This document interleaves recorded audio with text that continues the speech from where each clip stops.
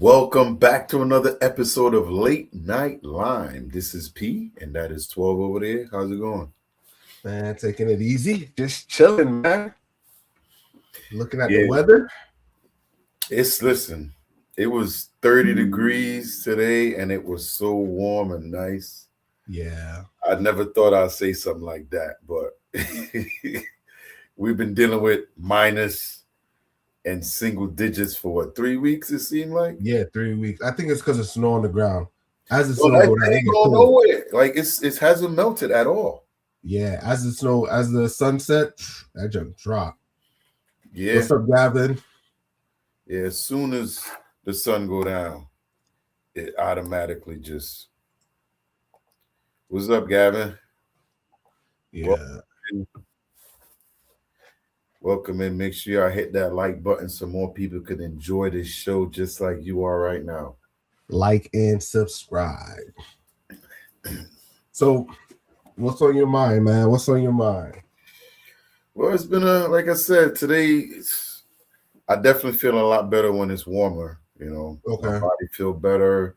The energy's better. These cold days had me down for a couple of days where you just come home, get in the house, you ain't even thinking about going back out. Try to sleep, right? Try to go to sleep. Man, it's so cold out there. It's like, man, no, I'm not going back out. So with this time, like I said, it's 30 right now and it feel warm. I could actually go outside with a t-shirt on. It's so warm right now. Yeah, you learn to appreciate the 30s. Huh? I say you learn to appreciate the 30s, huh? Listen, normally I get cold at 65 degrees. Yeah. But not this year. This weather it's crazy. The groundhog did say that we had 6 weeks left. So hopefully, we got an early summer coming, early spring, I'm sorry. Yeah. So, which one you want to hop into? I seen some of those Super Bowl numbers coming out. Yeah, from what they're saying, Bunny didn't beat Kendrick Lamar. Did not. You remember I was saying that on Tuesday when I was but it's not far. It's not. He actually is in third. I don't think he beat Michael Jackson either. No, yo. So I was looking at the numbers, and we probably pull it up if you want to, but I was watching one of them where they said this is the first halftime show where half the people, I think they said it's like they got like 40 million views, and for the halftime show, they lost about half the viewership. I don't believe that. They were showing the numbers. Because last year it was the opposite, right? Where now, okay. You know what? It was a close game. It was because nowhere his performance is better than Kendrick. Here's the thing, though. At halftime, a lot of people that watch the game don't necessarily watch the halftime show. Right, I agree. Not like on a normal level, but the fans of whoever's performing normally who shows up to watch. Because if you're watching the game, that's when you're about to hit your beer run, you're about to hit the bathroom, you're about to get back to the game. And it was a very good game. So close game. It was, so I think a lot of fans was tuned in for the game. Now, I'm not sure if I believe that. Because usually the halftime will usually have a little bump, the halftime show, compared to the regular game. Because even at the halftime, everybody around the world is tuning in exactly for that. Because it did last year. It went up, I think it was 7% or something like that. Yeah, because I was looking at it. I'm like, nowhere in hell that dude performed better than what you call it, Kendrick Lamar. It wasn't about being better. Huh? It wasn't about being better, at least not for me. Because at the end of the day, VIP. I mean, you only learned that from TikTok. I don't know what exactly. I don't know the song. I've heard them before. I've heard a lot of those songs. Because half my department at one of my job is all Hispanic people. But he didn't really have to have a dominant performance as performing. the whole purpose was to get the demonstration out. Oh man, my shit zoomed in on me. Yo, I know, don't play with me. Don't play with me. the camera zooming in and out. Yo, what I was saying with this, right? Go ahead. Bad Bunny, respect. You know what I'm saying? He doing his thing. I don't have anything. Yeah, you do. You're a hater, bro. I can see the hate forming on your lips. I can see it. Look, you finna piss me off.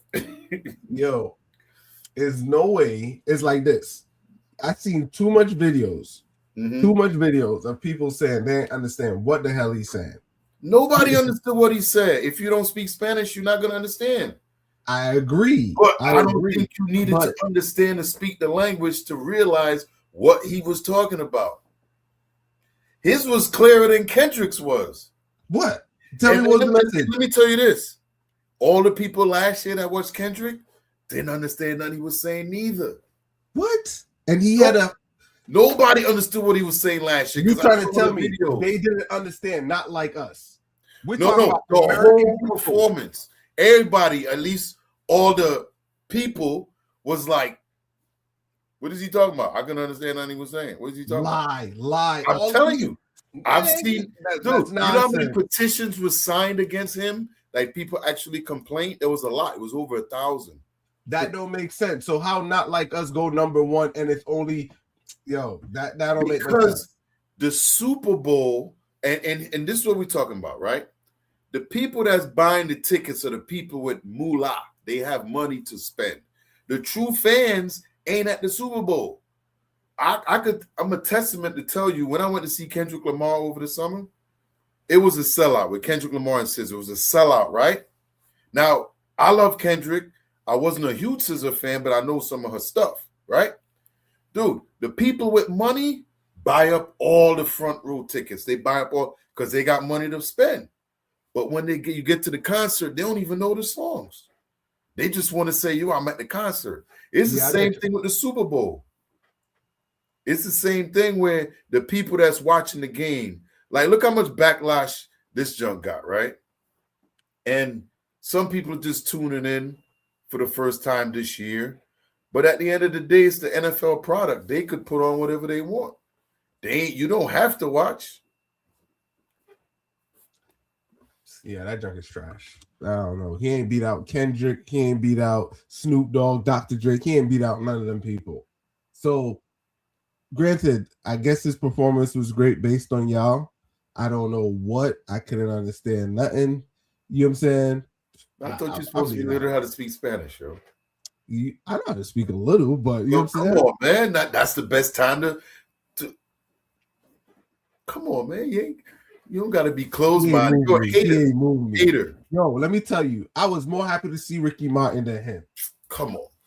I was more happy to see Ricky Martin than him. I am not a Bad Bunny fan at all.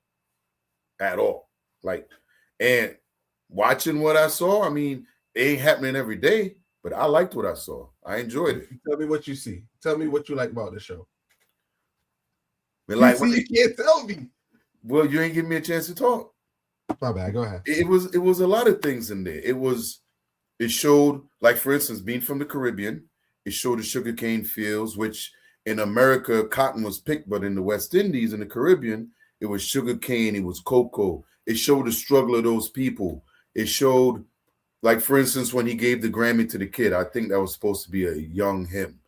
But family, the wedding, they're coming together at the wedding, celebrating family, everybody together. Of course, there was some protests in there, you know, and we all know about what's going on with ICE in this country right now. And the orange man is winning. So this was a direct protest to him, too. You don't think so? Huh? I don't think so. Yeah. Huh? I don't think so. You don't think what? So I was going to say, why I say I don't think so is, all right. Granted, all right, I give you those. Right? I give you those. And there's other stuff too in there. But I like the celebration, the dancing. It's part of the Caribbean culture to, have a good time. Come on, look how we grew up, right? As kids, we used to go out with our parents and we up late and you sleep. You know what I'm saying? But you ain't going home till they ready. Everybody out party. You at grandma's house till 3, 4 in the morning. You know what I'm saying? So I like that. I like how, listen, when I thought Bad Bunny was going to perform, right? I thought he was just going to stand on the stage and sing some songs. I swear to God, that's how I thought it was going to be. Because that is what I've hated for years. A lot of these people just get on stage and just sing like they're at a concert. No, like there's 100 yards of football field, 120 yards of football field. Do something. Like if you're going to protest, that is the biggest stage to protest on. You know what I'm saying? Protest. I agree. Why not do it there? And it was respectfully.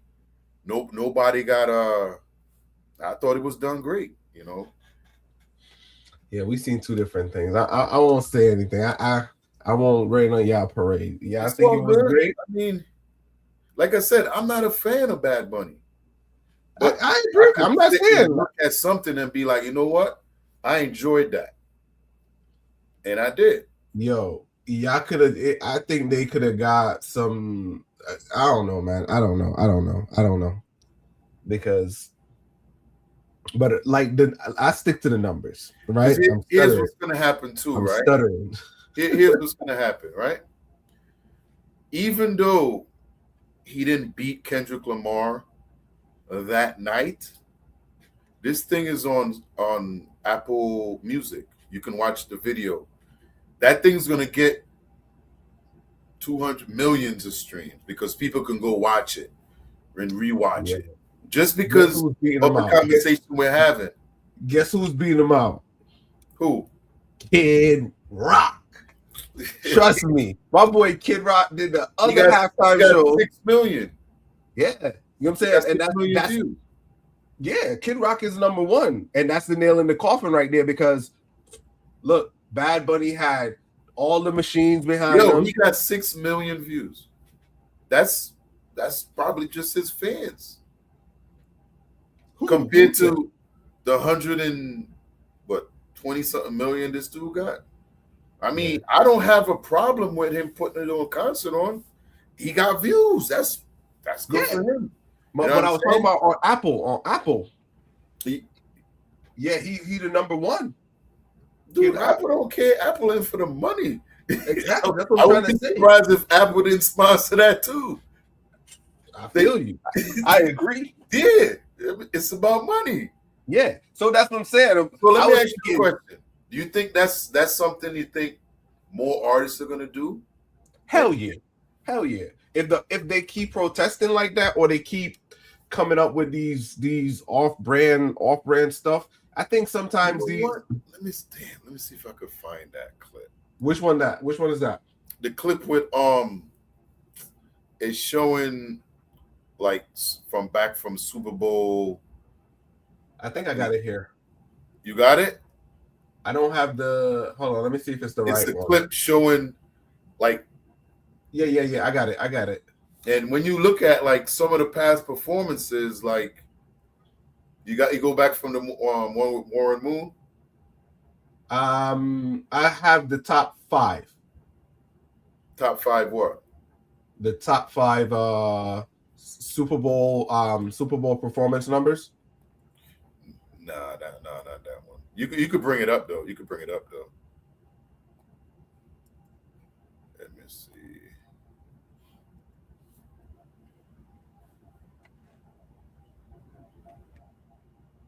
Yeah. Because I know when they told us those numbers, I'm like, that shit is inflated. Look, he ain't even make number 4. No, he the numbers are there. Well, no. That's what I was telling you. It was a couple of days ago, they had him at number 1. No, it was estimated. That's what I'm saying. They estimated him at number 1 because they were trying to push that narrative. They came in. Yep, they came in and his numbers was whack. He did good though, but how was that whack? That's 128 million. boy, that boy can't meet Michael Jackson. Because when they said that, I was like, no way in hell he beat Michael Jackson. Usher's selling out more tickets than him. He probably might be popular now. It's like this. None against Bad Bunny. He put up numbers. If you can make 128 mil, whatever you doing, keep doing it. You know what I'm saying? But for them to turn around and tell me this was the best halftime show ever, I know they were lying to me. That's where I'm coming from. You know what I'm saying? I won't say I won't say it was the best halftime show ever. Exactly. That's my point. I've never said that. But what I'm saying is, me personally, I think it was good. I liked it. So I differ. I didn't think it was good. But if it wasn't good and he put up these numbers, it's still good in that perspective. Yeah, I mean, you're open and free to your own opinions. Right, and that's what I'm saying. I didn't think it was good, but I'm saying, if you could put up 128 mil, all props to you. But I didn't think the show was good. We could have went down to the little Caribbean club in the backyard and shoot a video and just run that junk up. You know what I'm saying? But okay, hold up. Let's see, because it says Madonna, 114 mil. Bruno Mars, 115 mil. Coldplay, Beyonce, 15 mil. I don't know how the hell he beat out Beyonce. Hey, when you run this video, you might have to mute it for music. This one right here? Yeah, but this is basically from 91. You could play this one. This is actually Mickey Mouse 92.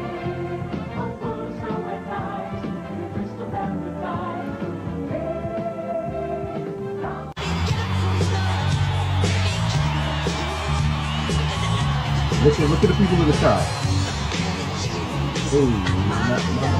Wasn't way too small to cash. Or I find a roadside motel, lay some money down to crash. I'm haggard, worn and wailing from the bottom of my restless heart. Listen to the rhythm that we're keeping in your heart. That's the time.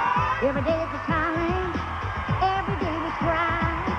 Life's got to Patti LaBelle. Patti LaBelle. Diana Ross.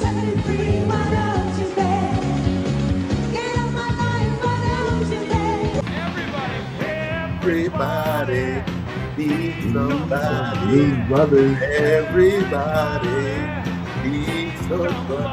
I need you. Sugar pie, honey buns. You know I love you.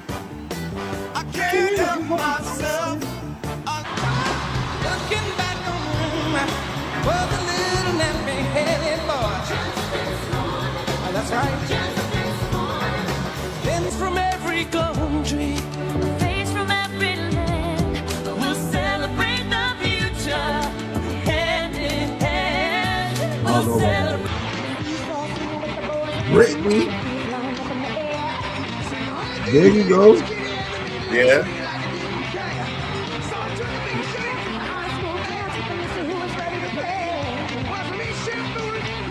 someone you could lend a hand in return for grace.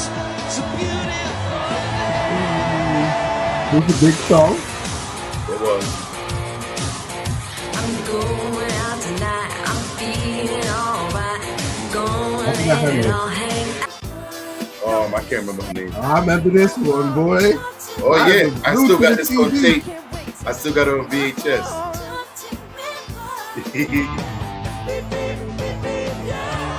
Beatles. Yep.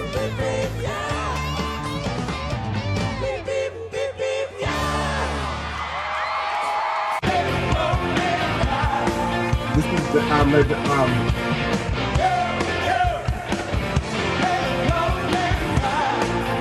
forgot David. Right?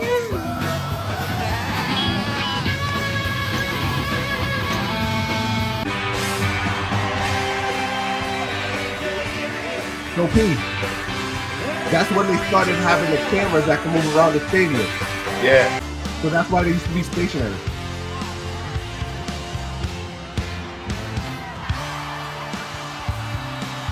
Bruce Springsteen. They're all wasted.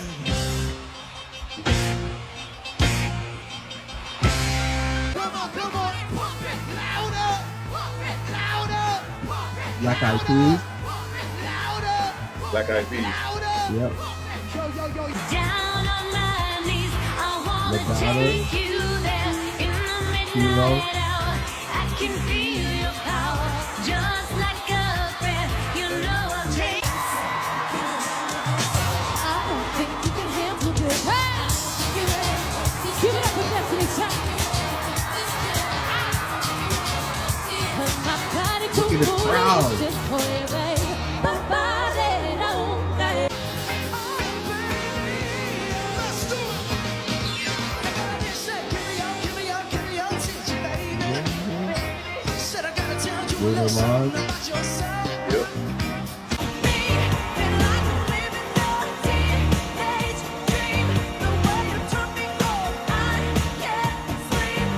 Katy Perry.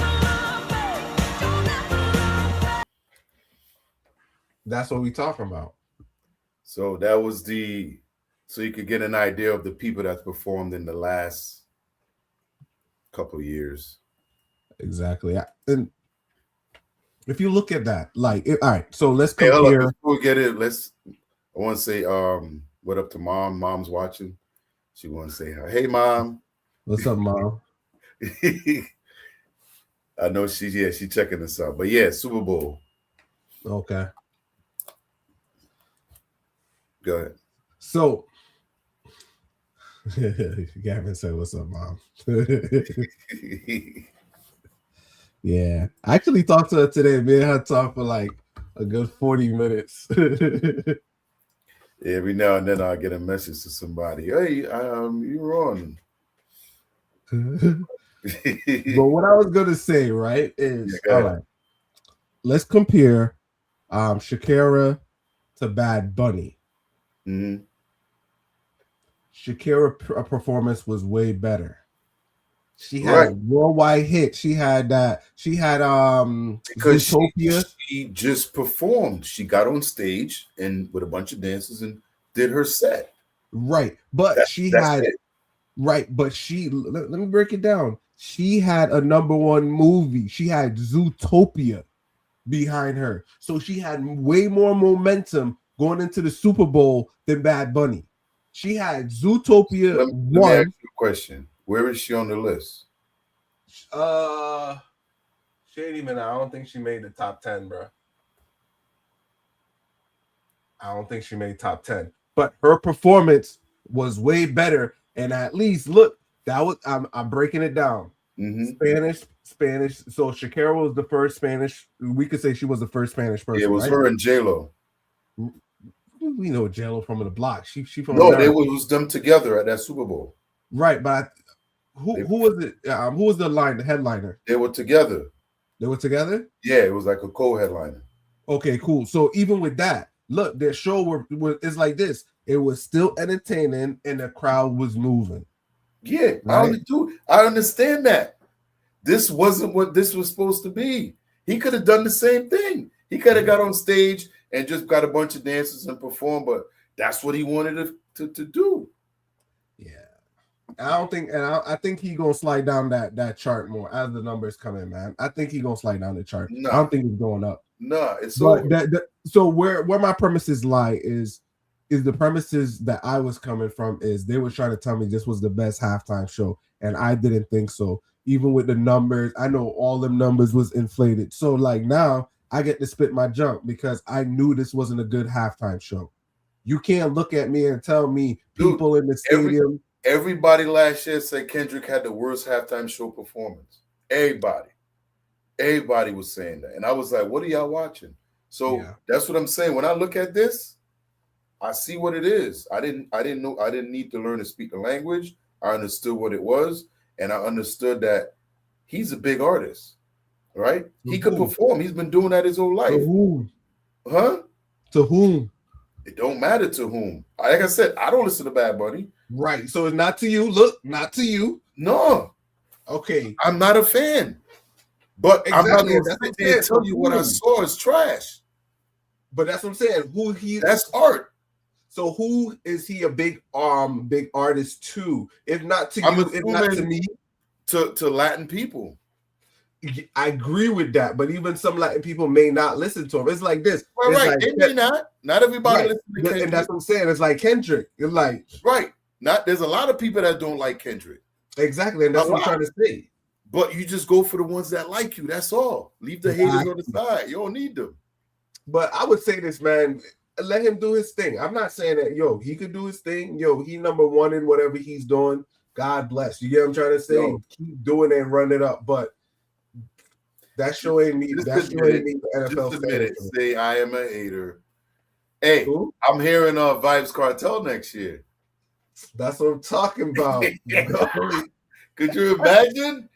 Yo, but think about it. Oh, now you pushing me down a rabbit hole, man. We gotta get the show rolling because I was going to say most of them cats steal their style from Jamaicans, so I don't know. So who you? At least Vibe Cartel would have sold out the damn stadium. Yo, it's the Super Bowl. They ain't coming to watch the halftime show. They're going to watch the game. They got duped. And that's what I'm trying to tell you. The people at the game didn't come there to see Bad Bunny. They came to watch the Seattle Seahawks play the New England Patriots. Now, why they paid to see that? There's Bad Bunny performing at the halftime show. So they're not fans. So they're like, what is going on here? I saw the same thing last year at Kendrick's show. Everybody was like, what's going on here? They're not fans of him. They came to watch the game. Okay. Now, if we go to a Bad Bunny show and everybody was doing that, then yeah. But yeah, let's get the show started. Appreciate y'all checking up Gavin down there. Gavin said, hi, Mom. I think it might be 6 at the end of the day. So you think it's still calculating? Those are not the final numbers? Nah, it's still more to come in, but I don't think he. Gavin said he might be number 6. Yeah, he probably lower down on that list. I think most of those numbers will inflate because they can't spin it no more, yo. They can't spin it. Yeah, they can't he's at spin 4. it. He's at 3 or 4. I mean, yeah, that junk gonna drop. I didn't check in to see what the numbers were, but I'm just saying on what I saw, and I don't think that it was trash. But we could swing into the Okay, cool. So let's roll into the first one of the night. Here we go.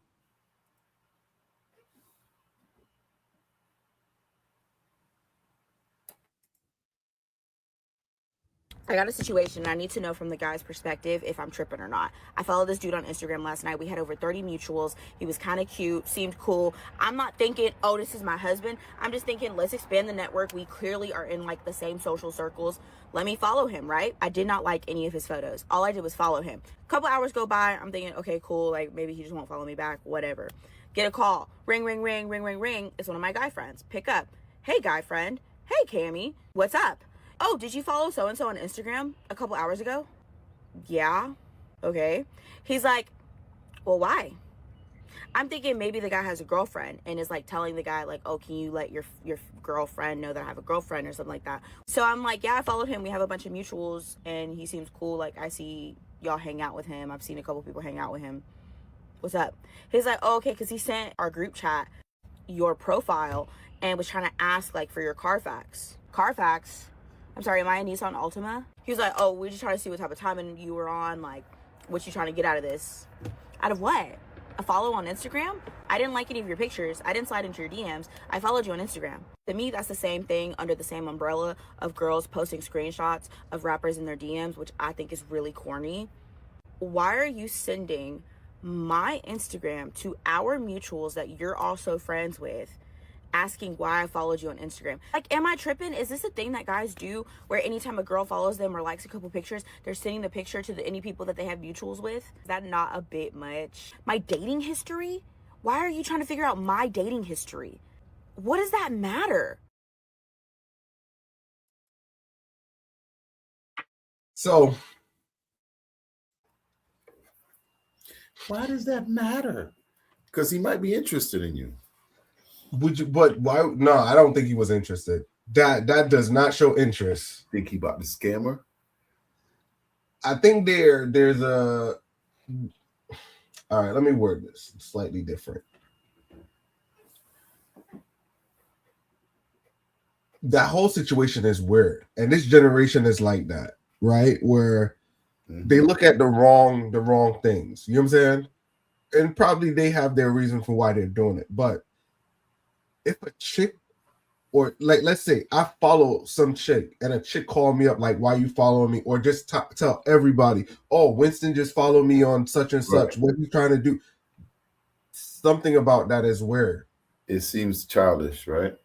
Really childish. So- or the thing that came to my mind is to even say what's the Carfax and get the detail why you're on that someone page is controlling as hell, because it's like me having a YouTube channel and somebody click on it and I'm investigating a person that just subscribed. That would make no sense. You know what I'm saying? So that was kind of weird. yeah. So and you tell the whole friend group. So what if they was just all hanging out?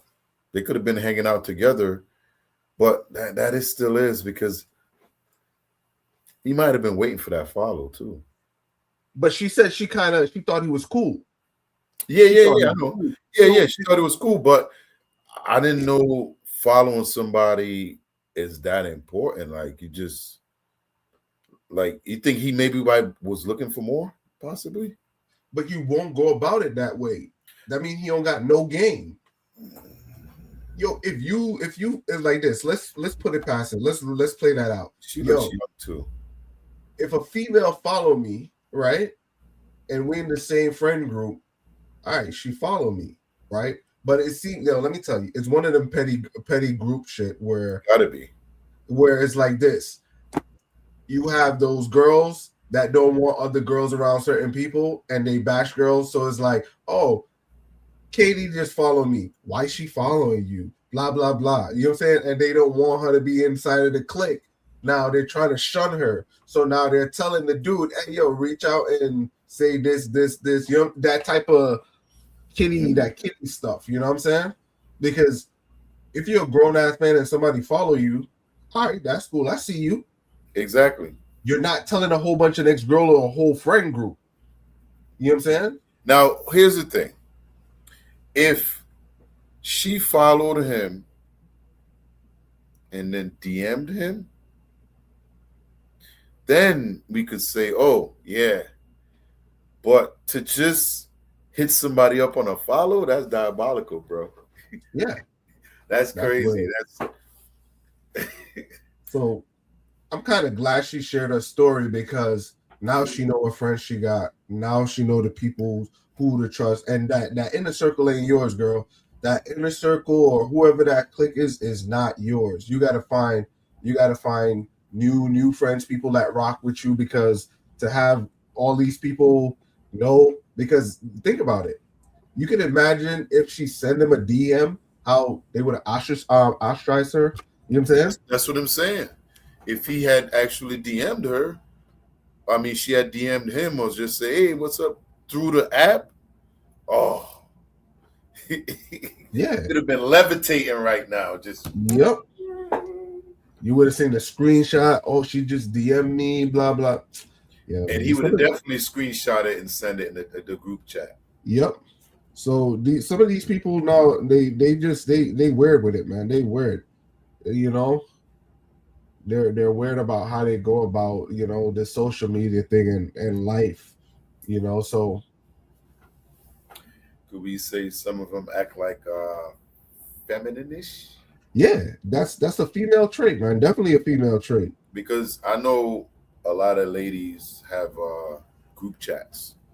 You know what I'm saying? Where they all the friends in there and they always talking about stuff, but you don't really find that with a lot of guys. Nah, You know what I'm saying? Like, it's only but for like if you have sports a or bunch something of like guys that. in a group chat talking about stuff like that, it kind of show you the maturity. Yeah, But not necessarily maturity. It could just be the way they were brought up, the way they came up. trust me, Pete. And even if you were brought up a certain way, man, you learn how to communicate with people. You may think that's people know how to communicate a lot better, but it's not as good as you may think. I agree. We always around confrontational people that like like go find information, you know. But there's a lot of people here that's never even left the state of Connecticut. They don't venture out. They just stay in their little space and that's it. It's on you as a person for self-development. We Yeah. can now take self-development and just say, oh, because it's like that's lack of ignorance, man. Like when you go to court, man, and you do something, you got to take responsibility. You know what I'm saying? The law is there. You got people here in America that never read the Constitution, they never read any of the damn bylaws, and they don't know how stuff operate, but they live here their whole life. You gotta make certain things. Like we was talking about that question about taking like civil classes, Or civics. yeah, civics and all of those ethic classes and all of that. So you're well informed, because at the end of the day, you got to know how to communicate. You got to know how to. Well, I think, and I don't even want to. Well, it's even quite obvious that he doesn't have a girlfriend. You probably do. These girls, some of these girls these days like that weird stuff. As No. long as the guy could come, we're in a different time. You got I don't these. think so. No, let me. Not with break that it type down of for you. communication. Yo, it got. We live in a different time, P. Yeah, I know, but we got these ladies that are more. They're more, let's say, in their masculine, and they're looking for a feminine guy. Some ladies are looking for guys they could control. Yeah. So you have this new era of the role being switched. They're heterosexual. They, you know what I'm saying? Oh, I understand. Female, you know what I'm saying? But some ladies are looking for guys that they can control. Some ladies, you know what I'm saying? That's true. Look how much girls be doing that. Oh, I like him. I could control him. He gonna do what I say. You know what I'm saying? Yeah, I mean, it's somebody out there for everybody.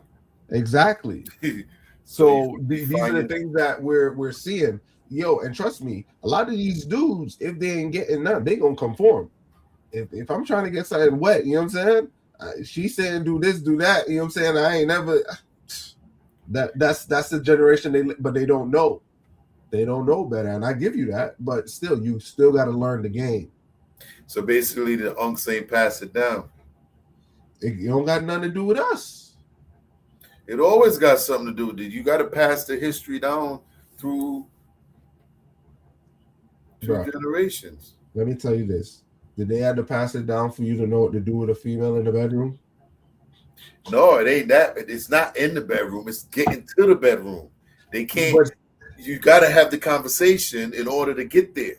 They can't communicate. Right. They ain't even making it there. Exactly, because they got phones. The phones, yo, trust me. Yo, I was watching this. I was reading a post where a lady was dating, and she was like, the dude, there's like Instagram. It's all Instagram and stuff, like social media. Now I'm not calling one out specifically. It's like an older lady in her 40, and I guess the guy was like 30 something in his 30s. You know what I'm saying? But he just write acronym. You down to F, whatever that acronym is. I can't remember exactly, but I know that's what it means. That's what all they put in the phone. It ain't no hi, nothing. Just like, yo, you down to, and that was it. And ladies, the older ladies don't fully understand that, but the younger girls, they gotta make a decision. It's either yes or no. You know what I'm saying? Younger girls get it.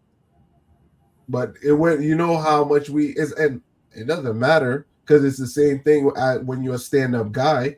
Yo, if you're a stand-up guy and you know how to talk, you get straight to the point with certain ladies. Like, yeah, yo, you know what time it is? You down? You know what I'm saying? If you don't open your mouth and talk, you ain't getting in. So you still got to do it at a certain level. They just got a different medium of getting the information across to the girls. But I thought it would have been harder in this day and age, but it seemed like it's easier. For some, not all. I don't know. I ain't putting my foot nowhere next to that one. That's all you. No, it's not all me. I'm not in it. That's what I'm saying. I'm saying for some. Yeah, I ain't never lived it, so I can't call it. You know what I'm saying? Yeah, of course. I remember AOL. I remember AOL. I You know had what I'm it. saying? Yeah. So, but that was that one, man. I think that was weird. Yeah, man. Closing thoughts on that one. I gotta learn how to communicate, yo. I agree. Yeah. All right, let's roll into the next one. Teach our kids communication. Toastmasters. Because the parents could do that. Yeah. You know what I'm saying?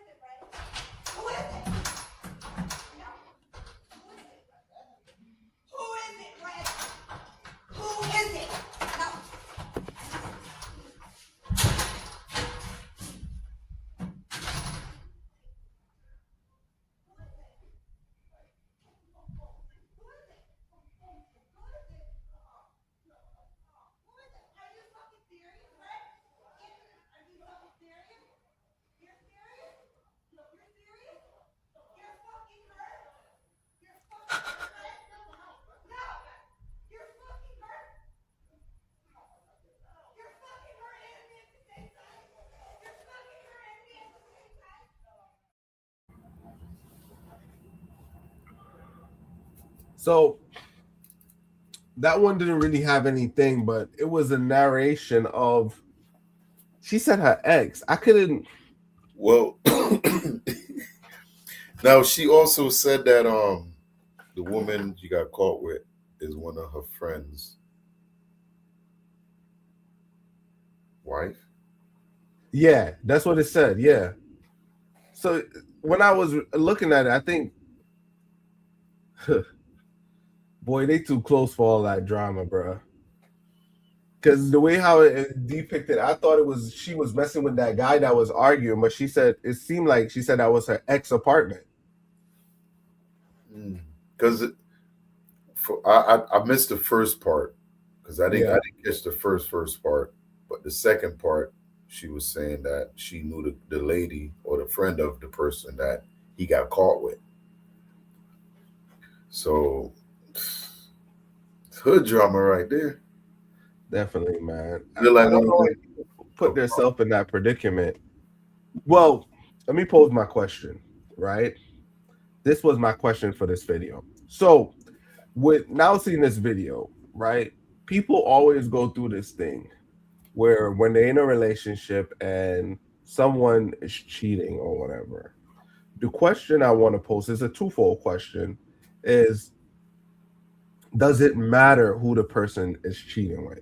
That was my first question. Does it matter? Because she's fuming and she wants to know who it is. And that's where the violence occurs sometimes, or it could get out of control. Yeah. Does it matter who the person is at that time? If you find out, does it matter who the person is? That is a two-part answer. Because on one point, yeah, cheating is cheating. Yeah. But of course, it's going to matter who it was with, because if it's somebody close to you, then, everything's compromised. A lot of things are compromised, I get your point. But at the end of the day, yeah, cheating's cheating. But if it's like your sibling or your, God forbid, your dad, you never know. You know what I'm saying? But if it's somebody close to you, you're going to feel it. And I'm pretty sure that y'all relationship going to be over. You know what I mean? So it's definitely something to think about. So it's a question that he may never answer, and he should not, to protect the other person, depending on how close they are. Or he could just rip the Band-Aid off and says, well, here it is. Right. But I get you, right?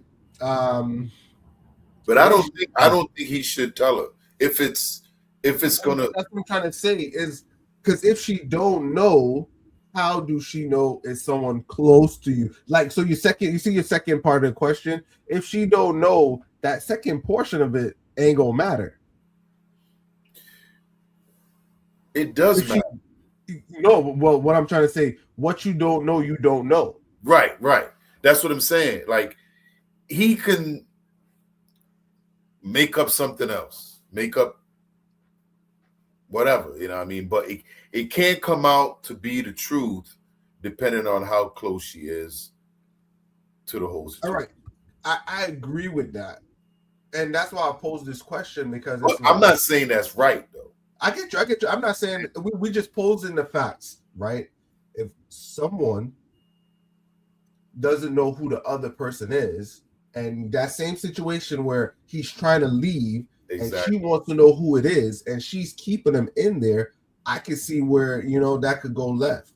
So he's been held against his will to say who it is. Because the next thing, whatever name comes out your mouth after that shit is done. Yeah. So should you say anything? I don't know. But I know he can't tell her who that person is because it's going. I think that's going to ruin probably 5 or 6 different people. It ain't going to just be them two. It's going to be whoever the person is and friends of the people because they're going to find out that they might have known something. That whole group's destroyed. I get you. You know what I mean? Where you coming from? So, I mean, it's a tough one. So you have validity in the dynamics of, all right, so granted, if someone cheats, a relationship ends. And when a relationship ends, friends and whoever comes along with it, there's a strain or, people pick a sides. strain, you know what I'm saying? So I understand that. So I get it. There's always, someone cheat. There's that always bad effect of people separating, right? But I was going to go into this next question where, and you kind of touched on it. If you stay, it's bad. So now, what happens? Because at that point, I'm going back to the other side, right? If she gets that information, how does that help her move? Because okay, if he's a real man, he gonna be honest and tell her. But once he ripped that Band-Aid off, it ain't gonna go back. You know what I'm saying? But that'll be the best thing to do. Or he could sideswipe her and make somebody up. Say, hey, this is her name, somebody from work. Then she may show up at the work. Now, here's the thing. Here's one thing I got to say, though. What if she already know and she trying to see what he know? Okay. Sometimes that's the case. Because she could be setting a trap.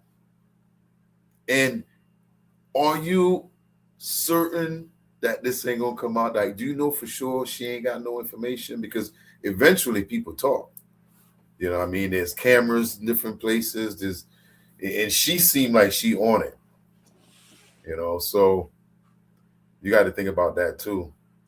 So what I could say is this, right? If it's just a regular relationship, that shit don't matter. If it's a marriage, right? If it's a marriage and kids involved, you got to talk. Now you need to talk. Because like you said, relationships are being severed and stuff going left or right. But marriage, slightly different situation. Even the girl that recorded that video, she's going to be defriended too.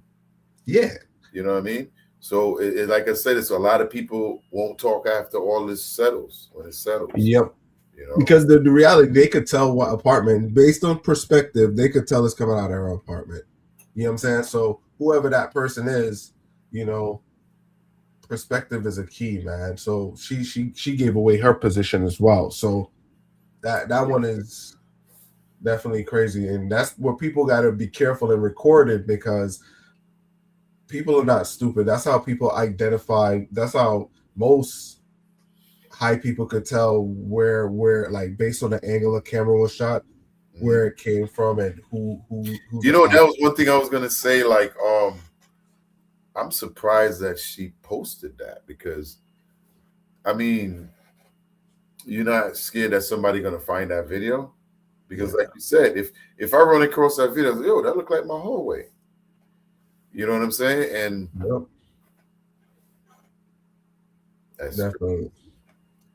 Well, that was that one, man. I think you gave some good response to that, but I was just looking at this confrontation. I'm like, yo, man, does it matter if you know, and if you did know, how does it help the situation? well. The thing is, I think it's better off if she doesn't know. But in the heat of the moment and the time, who am I to tell her she don't need, like, that's what she's asking for. She's hurt. She's going through hurt right now.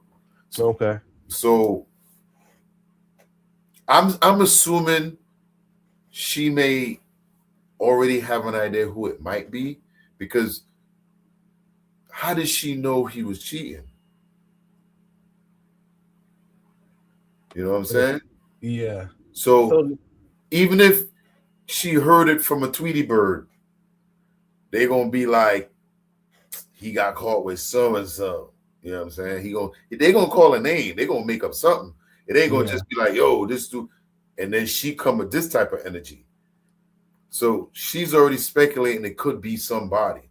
So if that somebody is who she might think it is, he may not make it out that apartment. Last question, then we transition. All right, Would you Gavin, want to have know? a good night. Huh? The last question is, would you want to know? And I'll revert to what I you don't. said. It all depends on where you are in the relationship. Would You you know, want to know? if it's a long-term relationship, if you're married, you got, then yeah, you'll want to know. But I think when you get older, you don't ask much questions as you used to when you were younger. Yeah. So when you, like, 16-year-old, 18-year-old me, I'm swinging, I'm running, I want to know.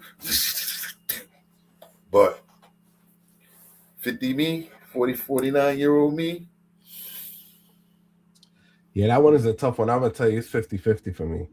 And really, I don't care, but to a certain level, Yeah, like I said, there's a whole different many a whole different different dynamics in that whole situation. You know what I'm saying? I know But it ain't gonna help me, so I'm trying to move on. You know what I'm saying? yeah. But if it's something that could be resolved, you know what I'm saying? But yeah. But Gavin, be careful tomorrow, man. Be careful out there, Playboy. Yeah. Make sure you get a lot of salt down. Yeah. I don't know why, but that's a question. Why these kids? Why they're letting most of these kids go to these protests? It seems like he's in high school, but I don't understand why they're letting most of these school go to protests.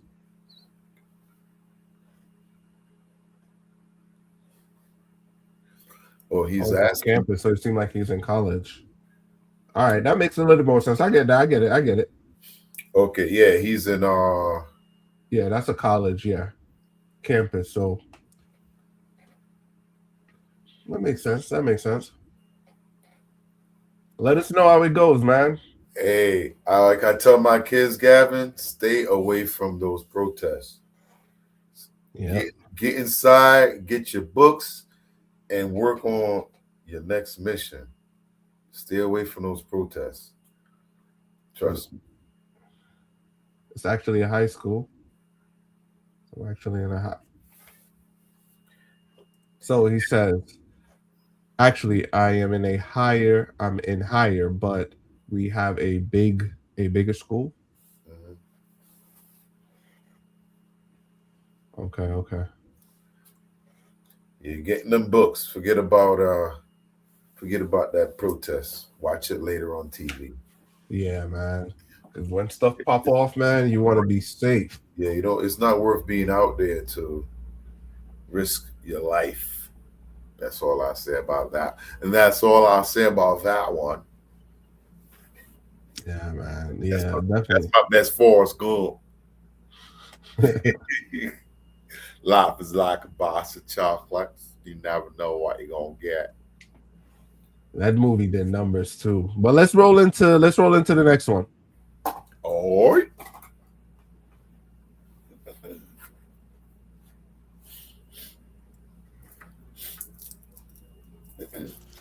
And let me just tell y'all something right now. As baby mama number 4, yes, you heard me right. As baby mama number 4. Baby, I can speak on it, okay? Because let me tell you something. That shit gets messy. And for those of y'all, for women that don't know, I hate to tell you, baby daddies are always going to mess with their baby mamas. Probably all of them, if they can.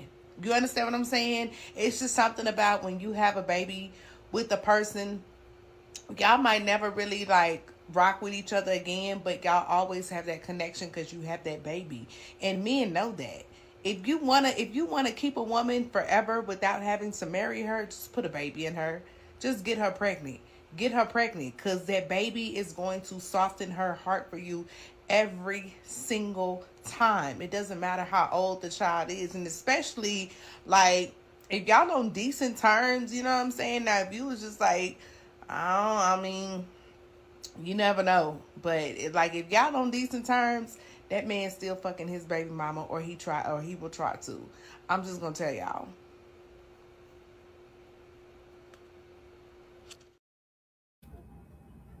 So is this true? Huh? Is this true? Is being a baby mama is being a baby mama I'm trying to find the right wording. I know exactly what I want to say, but easy access to get back to the guy. Or I mean, what she said there, I could agree and disagree with her. I think I disagree. I think it's a it's a 50-50 line where it could Yeah, happen, it is. and shit. I mean, it may never happen after divorce. You know what I'm saying? So it all depends. You know what did R. Kelly say? When a woman's fed up, ain't nothing you can do about. So usually when she had enough and she X'd that person out of her life, Now, what I also was gonna say, it's the other way too, where women would try, you know what I'm saying, to get back with the guy, do stuff as well. So I think it goes both ways. It does. It does go both ways. It does go both ways. The reason why I wanted to talk about this one, I don't know. All right. The emphasis on being the fourth baby mother, is that something I don't That see guys you be proud like, of? yeah, I don't hear guys be like, yo. Well, he's got to be, I'm thinking a high profile person or somebody with like a high Gotcha. status, Yep. Because she seemed very proud. Yeah. Like she was like, yes, I'm number 4. You know what I'm saying?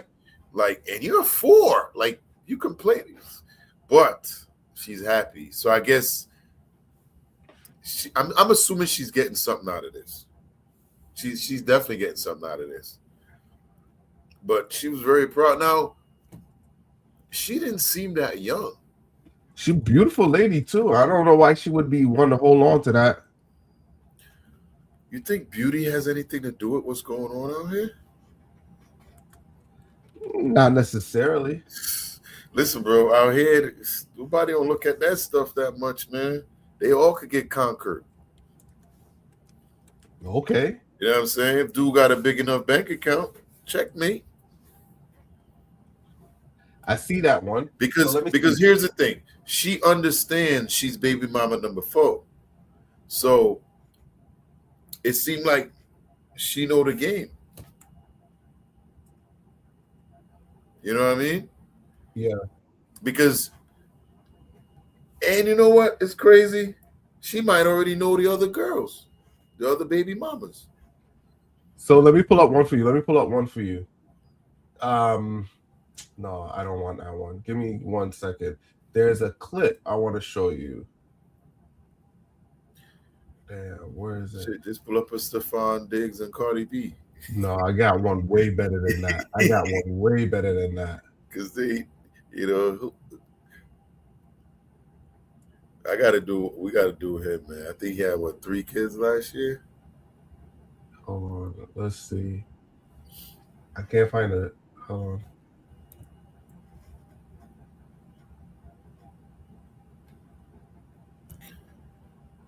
I'm looking for the video, but I can't find the video. So, yo, let me share the screen. This is young Dolph's cousin, right? Uh-huh. And he got 20. These are all his baby mamas.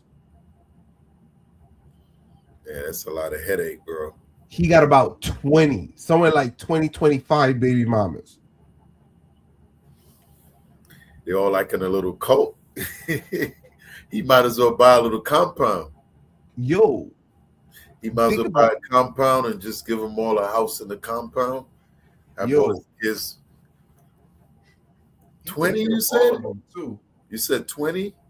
More than that. God. I think it's up there now. So let's see. It says young Dolph's cousin, Jay Fizzle, now has 31 kids with 3 more on the way. Totaling 30. What? God. 34. Right? In January 2024, he had 22. What? Hold on. 24. So he had 10 being born from 22 to 26? Boy. When I last heard this story, I think he had like 20.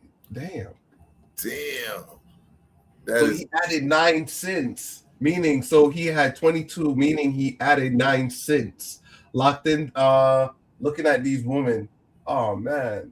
Yo, I can't. It shows how much baby mama he has, though. But he got a widescreen picture, and he had all of them there. He had a show or something like that. That is insane. Wow. Yo, you see your boy smile on his face, bruh. Oh man. So I kind of understand where I told you I got one beat. You know what I'm saying? So he probably got to have like 25 baby mamas now. Probably got to have like 25 baby mamas. And his family tree is broad. I put in 20 kids, but I don't even know how much kids he had now. That's boy. Crazy. But So I'm assuming he's still with some of these girls. I think he take care of them. They live together. You know, so if he could afford it, good for him. But boy, he need a compound. That's what I'm saying. Get a little compound. You know what I'm saying? Buy up a bunch of property, put them all in the same street. All your kids can play together. Yeah, let me tell you, bro. At the end of the day, that dude better not go on child support. You know what I'm saying? Hope that money keep flowing from him, and hope he would get to raise all them kids. Right now, I'm assuming he's got to have businesses out there working for him. Yeah. So, hey, if you can raise him, pay for him, go right ahead. Knock yourself out, buddy. Ain't nobody stopping you. Yeah, that one was weird, man. But yeah, so yeah, let's roll into the next one, man. But I just had to show you that one quickly. I'm still stunned on that, bruh. All right, let's do this one right here. Y'all, I'm at the movies. And my day just left me. I I don't even know what to say. I'm so embarrassed. Okay, long story short, we just started talking a few days ago on Tinder, and we decided to go on a date. So of course I wanted to look nice, so I decided that I would go get a haircut, put on a new outfit and everything. And I was told that I was doing too much. It looks like I'm trying to be something that I'm not. Inauthentic or something like that. I don't think I'm doing too much. Y'all tell me what y'all think, because I think I'm doing just enough. This is a first date, and yeah, let me know what y'all think. Hold on, let me show y'all. Yeah, y'all tell me if I'm doing too much.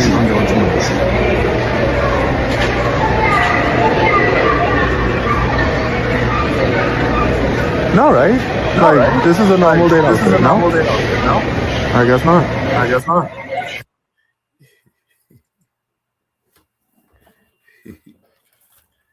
It was a little echo in there, but I think it was fine. yeah, went through the.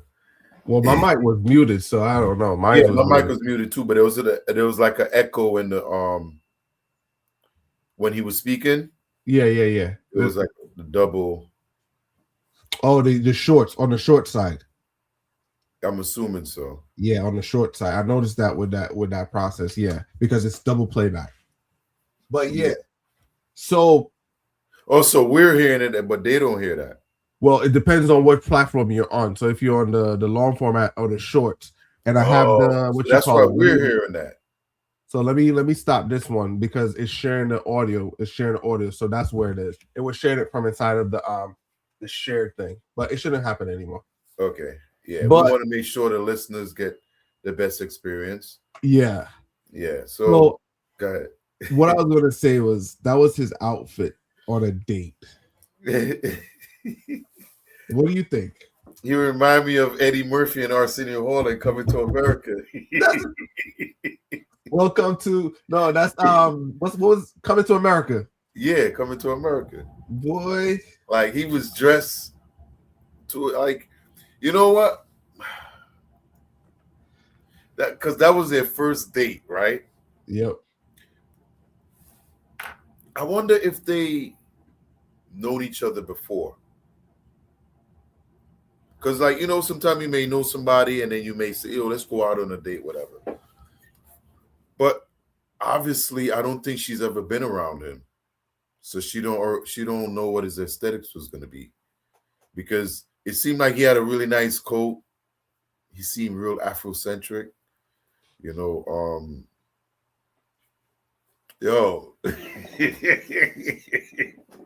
To the movies, though, one boy put on a fur coat to the movies. Now, it is the winter. So, now I wish he had showed us what was under the coat. I wish he had opened it up and show us what was underneath. Because, like, I know you may have a real fancy coat, right? But sometimes you ain't got nothing underneath. You know what I'm saying? It's just a really nice coat that go with what he got. So if you're going outside, you want to get a nice coat. I wish he had opened it up and show us the drip on the inside. That would have been nicer. I think my perspective is changing a little bit. Now seeing it probably for the second time. I think it's changing a little bit because at first I was like, damn, my boy looked like he coming to America. You know what I'm saying? Yeah, that is. But I think his choice was bad. The place he chose to wear it. I think if it was a first date, I think this would have been excellent for like a high-end restaurant, like a Cheesecake Factory, taking her out someplace elegant to match his attire. Huh? The Cheesecake Factory? Boy, Cheesecake Factory used to be tops back in the day, boy. She may shut him down on that. But I'm just saying. Yeah, you know what I'm saying? So I think so. Like now, I don't think it's bad clothing. I think it's just the wrong venue. So you think he was overdressed? Because think about it, right? Ladies go all out when they're going out on a date. A dude get a shape up, throw on some clothes. We make sure we looking decent and make sure we got money in our pocket. You know what I'm saying? A chick, go ahead. I'm wondering what she showed up in. she was probably too chill. Exactly. So that's why my perspective So you probably think changed. she was mad because she was underdressed? Because And that's why I had to change it a little bit. Because if you know what I'm saying, if she showed up fly and he showed up fly, they were both looking fly. Exactly. You know what I'm saying? So that's why I said he probably overdressed for the occasion and she probably underdressed. So they were You're doing too much. Yeah. You're doing too much. She probably showed up in sweats. Why this dude got a dashiki coat? Yeah, you gotta set the standard, and sometimes that's good, man. Sometimes that's good because if people get to see your style and what you're into, you know, and you keep it at a high level, they know when they're going out with you, bring it there. You know what I'm saying? Definitely shouldn't compromise your style and your image. Yeah, definitely. Yeah, I mean, he's still on business, but I'm wondering how the rest of the date went. Well, I guess she left. She said because he said she left. So they didn't go see the movie? Nah, she left. That's what he said is the date left. What? She was wow. Isn't that weird? Yeah. That's weird. Like, that is one place you could show up wearing anything. It doesn't affect the date. Because you're in a movie theater sitting down where it's dark. Definitely. I'm here with. Ain't nobody see nothing. But that's definitely a weird situation. Like, so obviously it had to be the first time they met. If she's gonna leave, it has to be the first time, because if it's somebody who already knew and then they were like, hey, we should go out, whatever. They already know them. They weren't close, but they might have seen each other before. It's got to be like a tender date or something. Yeah, I give it to this generation is slightly introverted. Well, how old do you think that kid is? Probably like 25. You think so? Yeah, probably 25. Yeah, but they got these grown ass people. We got people that are introverts. They don't know how to handle all of that. Yo, I meet a lot of people and they're introverts. I'm just thinking of, wow. Like when I seen it, I was laughing because he looked like Coming to America. But I think it's good. I think it's a good quality because think about it. And like you said, you called it. What if she was underdressed? Because trust me, if it's a beautiful lady, let's say you going out and it's a beautiful lady, and that lady looks gorgeous, he would have looked extra fitting for that occasion. Exactly. He would have been, he got it. He got it. He got it. You know what I'm saying? He definitely got it. But do you have to go fur and all of that? No, but still, he would have definitely been in there. Yo, let's go back. If he went back about 10 years, 10, 15 years, even 20 years, boy, that boy would have been knocking boots tonight. You know what I'm saying? He would have been in there, you know what I'm saying? But the time has changed. You know, back in it was like certain places when we used to go out, when you used to go out to a restaurant, you had to dress up. Now you see people come in the restaurant in like flip flops. I'm not talking about the like if you come from a sporting event, I see those, but like house slippers, you know what I'm saying, hoodies. Yeah, a lot of the time there's dress codes. Yeah, it's their dress codes, and I remember you couldn't get an Olive Garden in these places without being at least in some certain attire. You got to have sleeves, and you got to have yeah. So like now they don't even hold all of that no more. It's like it's gone. You know what I'm saying? Well, certain places still do, and I like those places because but now a majority of them they loosened up the restrictions. Yeah, they did. You know, I think ever since the COVID happened, I think a lot of things changed since then. True, I agree. Yeah. Because now you even see dogs in restaurants. I can't. That one. It's my support animal. Yo, man. Yo, and these people be gun ho on like, oh, it's just a dog. I don't give a fuck if it's your dog. Listen, I saw one of those videos the other day where the lady was in a buffet and she had her dog in her hand and she's getting food and he's eating food right out of the thing in the buffet, and the dude comes over there. Sure, that like, was the AI. I seen AI videos. no, like no, that. this was a real one because the dude came over and was like, "Ma'am, you can't do that," and they kicked her out. And that's what I'll be talking about. What people think is normal they had to is take not all normal to other people. No, People be eating with their dogs and shit. They be like, "Go ahead, bite and bite." I'm like, "Nah, bro." Listen, I've had dogs all my life. All my life. His plate is over there. Over there. Never in my space. You know what I'm saying? But yeah, like that's why you don't eat food from everybody, especially Nancy got cats. I'm good, Nancy. I'm good. You got Yeah, cats and dogs. Four cats, Nancy? You know, in a one bedroom? What? Man. All right, let's throw into the next video. All right.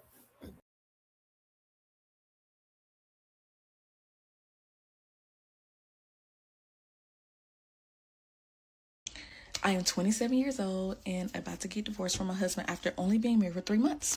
I posted this story time yesterday, but I deleted it because I got scared.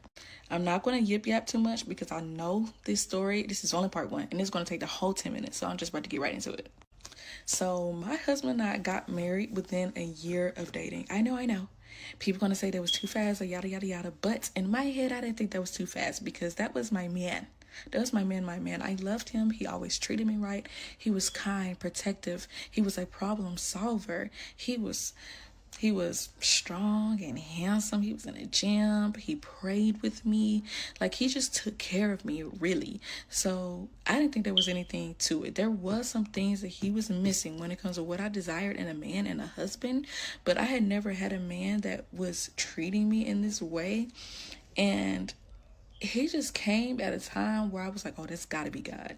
And it wasn't. So, it's important to note that my husband is an alcoholic. Well, my soon-to-be ex-husband is an alcoholic. And he always claimed that he actually wasn't an alcoholic, which is red flag number 1. But he's an alcoholic.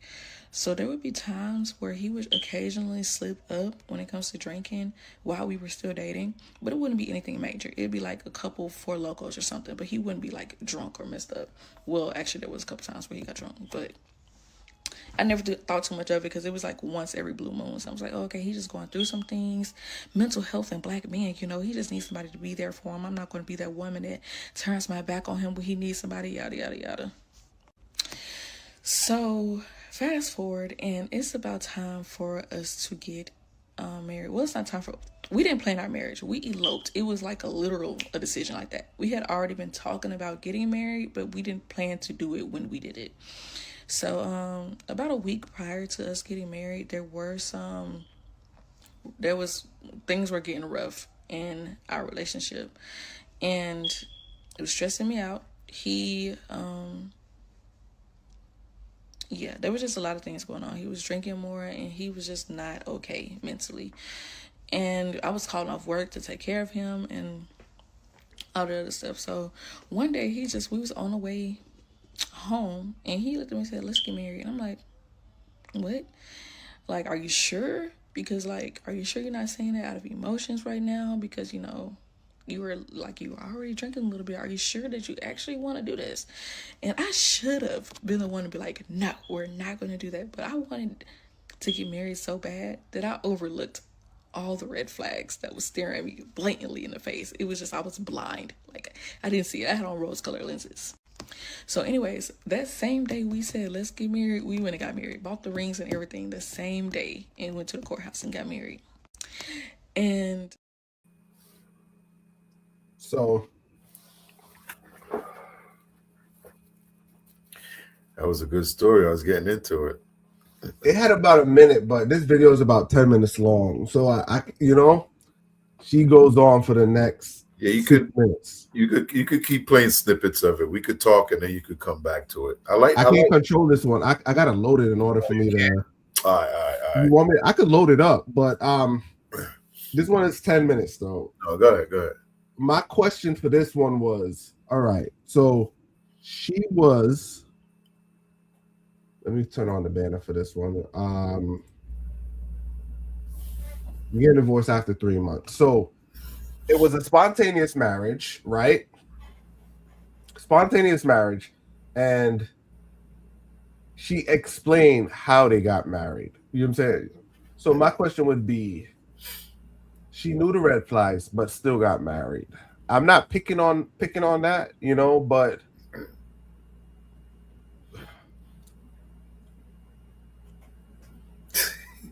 Hey, she said it. She said, I saw all the red flags and I ignored them. She said she really wanted to get married. You know, she didn't do any due diligence. Well, I'm like, she already knew he was an alcoholic.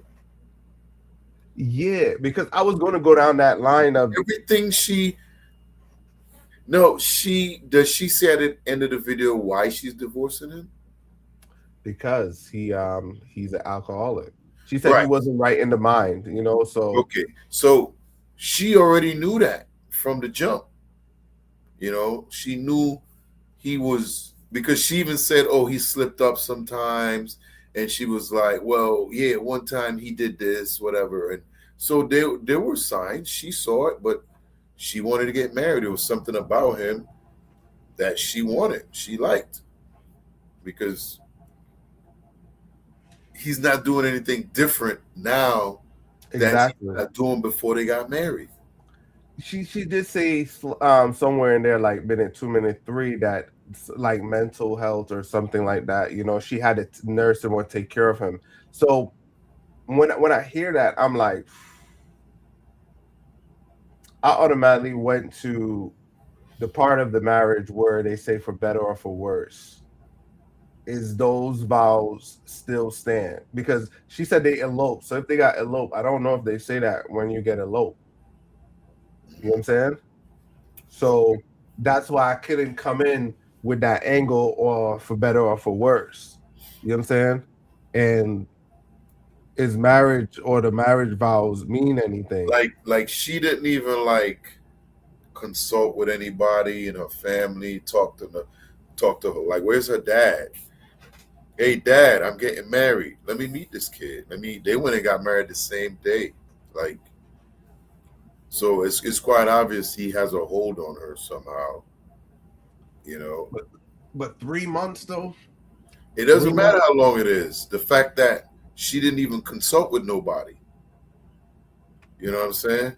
Like, normally, if a woman gets asked to be married, whatever, she gonna call her mom up or call her dad up, her siblings.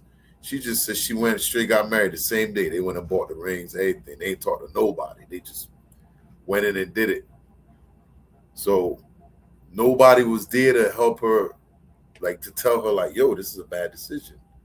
Okay, I get your support. Yeah. Like right. She like, hey, this is not a good idea. Where's that friend? Because I'm not saying that she did have friends. She probably never really had a lot of friends, but I'm looking at the angle as the friends probably started moving away from her the more he came in. You know what I'm Well, saying? they it was so that could be a definite. But what I wanted to say is they made a quick decision. They came to that decision, went down to the courthouse, got married. Right. So It seemed like in one day when he asked her. And here's the thing. When he asked her to get married, wasn't he inebriated at the time? something like that. Right. So in that moment, the reason you're divorcing him now, when he was messed up, he asked you to marry him. And you said, yeah.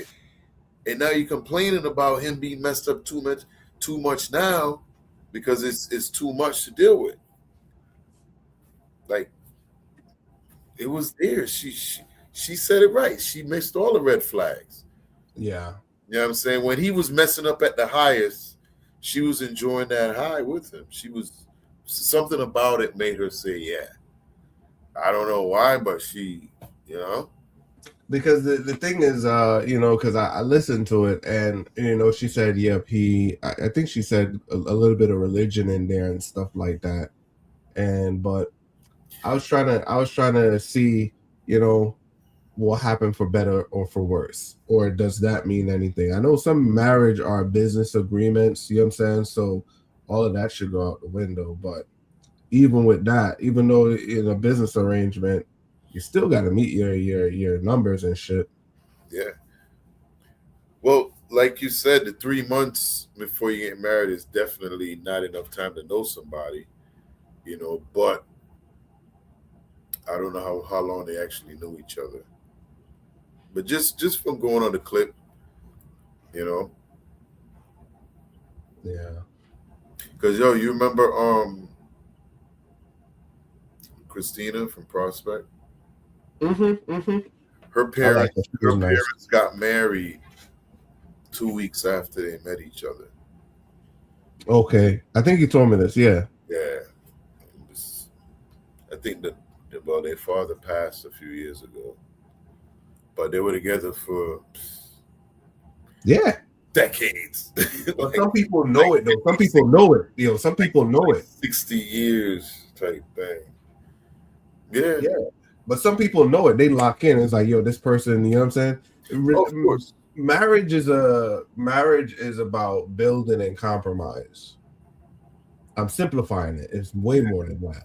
Yeah, I know. So it's not an easy road. Trust me, it's not an easy road. Because sometimes, even though you're right, you got to still compromise to build, you know what I'm saying?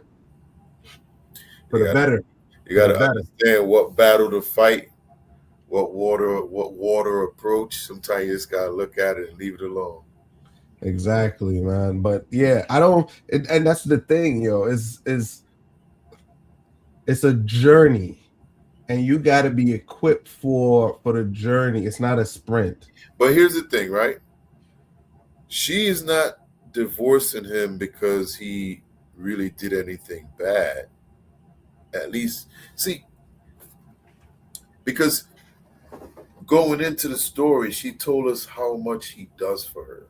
Exactly. All the things that she like about him. And it seemed like those stuck out in her mind more than the bad things he did. Because she didn't tell us, well, as from what I saw, she didn't mention any of the bad things. Usually you would lead with that. He did this, he did that, he did this. But no, she first came in and told us all the things she did. And when she was naming the things off that he did, I was sitting there like, damn, so why are you leaving him? What, did he cheat on you or something? What did he do? But that never came up. She was just naming all the good things, like got her feel that. I guess these were the things that married him. So she was expecting more of that.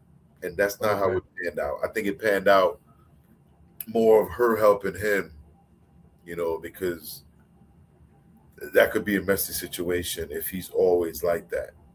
He's going to have days when you got to help him. And you know what I'm saying? Mm-hmm. So it's definitely not a good place to be. I've been there. And I understand. The road is long. Definitely. But I know what she's talking about when she talk about the mental aspect of it. This is definitely one where I haven't said it tonight yet, but you need therapy. Therapy helps. Like, at least with this situation, therapy can help lead you in a different direction. And that's what I was going to come to, that where I think we're living in a different times where this younger generation, and it's not to say a divide. I think some of these new therapists normally is like, yo, if you're unhappy, leave. You have that culture where if you're unhappy, just leave. You get what I'm trying to say? And I think back in the days, it was more like work it out, keep your family together. And now it's like some of these new people are more like, yo, if you're unhappy, leave. Go find your happiness and move on. You know what I'm saying? Because I've heard that most, like a lot of divorces usually happen after the wife went to therapy. Yeah. You know, they go to therapy and they tell them they should leave. You know, sometimes they even talked about the therapist, the one that talked them into it. You know what I'm saying? So Yeah. I mean, I definitely wouldn't have mind hearing some more of the story, but at least she's getting out, because that could be the fact that she talk about the mental aspect of it. It could be stressful because I guess she won't know day to day what time he's on, you know. Because Yeah. when you're dealing with somebody like that, there's a lot of different personalities that you see of them, you know, like and they're strong personalities, because whenever they are messed up or something, you're dealing with that personality at that time, and the next day it's a whole different person. So it's definitely good to get out. I say she did the right thing. Walk away instead of it ending badly, crashing badly. Go get a therapist, because it seemed like she needed. Go get a therapist and reboot your journey. Cool. I agree with you to a certain extent on certain things. Did you think she gave up too much? I think she gave up too fast. I don't think so. I'm not negating any of the things that she's saying wrong. I'm not You saying know? she. I'm not saying Yeah. she So, did. She already so did. So I'm just gonna say, yo, this is things you should just go work on, because it's already done. right. So and that's what I'm trying to say. So it's like the whole thing is did and you got to know when. So first of all, I would preface it by saying, as an individual, you got to know when. Then the question is 3 months enough Right. time? So this was gonna tell you, if it wasn't 3 months, if it was, say we were together 3 years, 4 years, and then got married, I would have been more inclined to say, yeah, they should work on that. But the fact that it was 3 months, No. That's how long they've been married. yeah, I know. But they could have been together before that, because she said God said, but whatever story. She never specified how long it was. She didn't say how long it I was. don't think it's so they were married for 3 months. Yeah, they were. So the Okay. marriage only took 3 months, but they've been together for a while, because in order for her to know he's an alcoholic, she had to spend some time with him. That ain't a 2 week type thing. She said on occasion. So Yeah. Okay. they Okay. had to be together All right. for All right. almost a I'm year seeing or 2 years. Okay. Okay. I'm seeing a So little. you get what I'm trying to say? So Yeah. Yeah. so my quorum is not with her choice of leaving, right?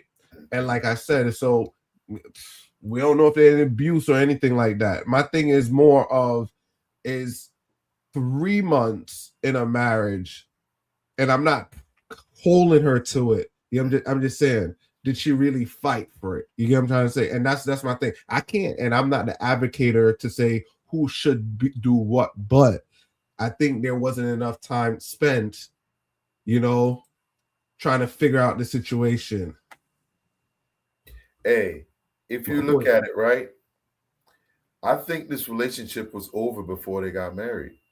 I agree. It I seemed agree. like you're right. It seemed like she checked out. Once she checked out, he asked her to marry her. Okay. And because she was waiting on that the whole relationship, it was like that, like she said, she wanted to get married. She went Okay. along with it. You know what I Okay. mean? But I think she was done with him before they got married. Like they were on thin ice.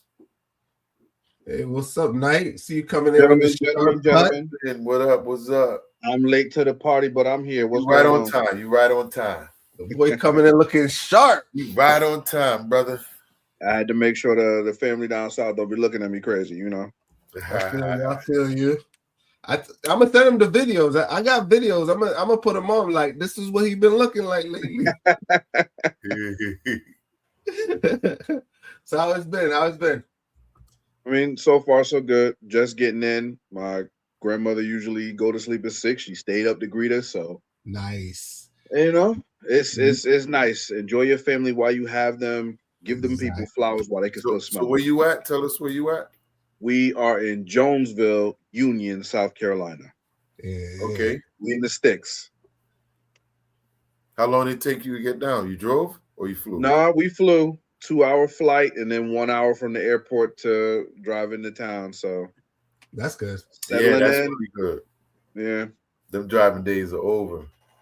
Indeed. We did this trip once driving without kids. Can't imagine it with them. So what's the weather like down there? It's 58 degrees. They had snow. It's gone now, so I ain't mad at it. I hear that. We still How got it far here. is- I was going to ask, how far is North Carolina from Alabama?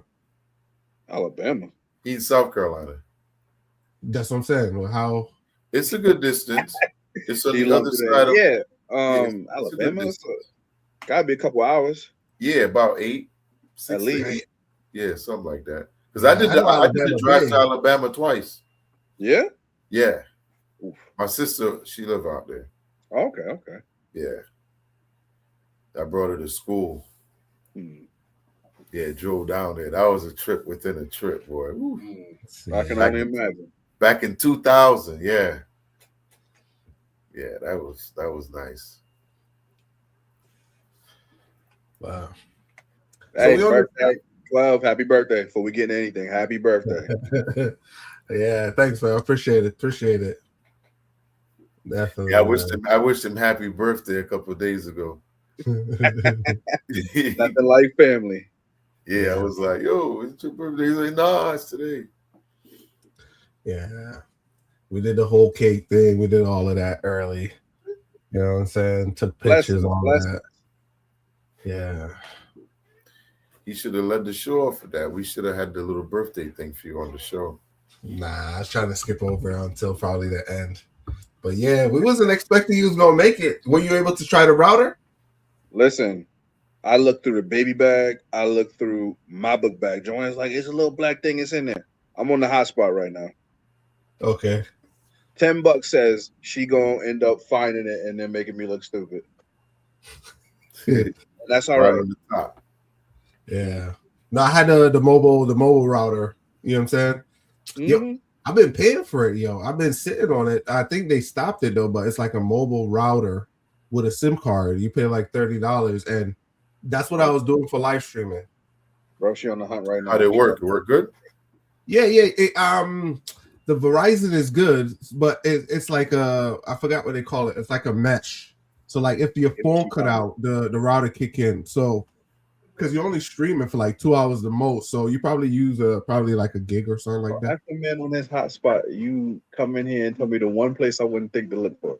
You because I'm looking for something like, say, when I travel, different stuff I can choose. That's good for traveling. Yeah, but outside of the country, you probably might need a different SIM card. But yeah, all you do is just plug the SIM card in there. What about the Starlink? Yeah. You found it? Yeah, that's it. I was looking at Starlink too. Starlink is good. You're gonna be good, but you can't be blocked by trees though. No cord? So if you're in the sticks, it ain't gonna come through as good. But if you're in an open area, Starlink is good. Yeah, I think I'm gonna get one of those. I was looking at them. I'm gonna try them. That's not gonna come in good when we travel. Yeah, I ain't got no headphones. I let that baby be crying in the background. The hell? Oh, damn it. Now we don't hear nothing. Nah, we don't hear the baby. In the sticks, I ain't got no equipment, nothing. Nah, you good. And the stream coming in good for being in the damn sticks too. Yeah, for real. It's crazy because when we're in the city, this service is trash. That's because everybody on it. I guess so. But then, I'm thinking, damn, we away from towers, this and that. I'm gonna try and get on, even if I'm lagging, but it's straight. They be having towers out there. They be having they towers be in the out woods. in the wood. Man, listen, I ain't seen nothing. Bad enough, my grandmother had a grip of trees around that she ended up having to cut down years ago. Ain't make nothing better. Yeah. All right, let's roll into the next clip. Let's roll into the next one. Let's get it. Let's do this one.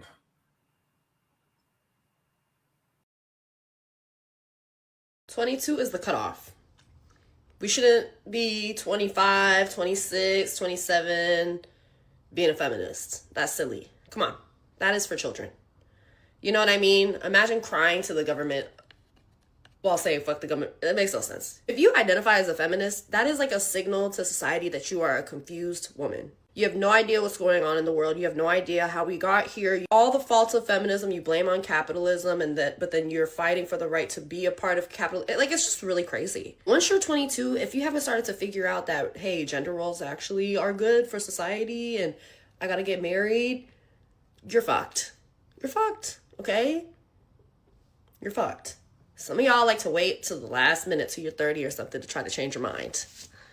It's not happening. You gotta, the activism, the liberalism, the feminism, 18 to 22. We shouldn't be seeing 30-year-olds, 40-year-olds at the protests. You know what I mean? Like, okay, like feminism is a young woman's sport. Let them have that. Let them have their fun, kiki. Once you turn 22, 23, it's time to find you a man and lock it up, okay? Because, like, what do you mean? What do you mean? You're gonna be 40 protesting for women's rights? That's what you're gonna do? Right.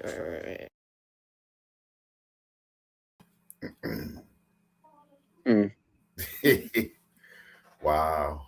So 22 is the age for cutoff age for feminists. True or false? That's false.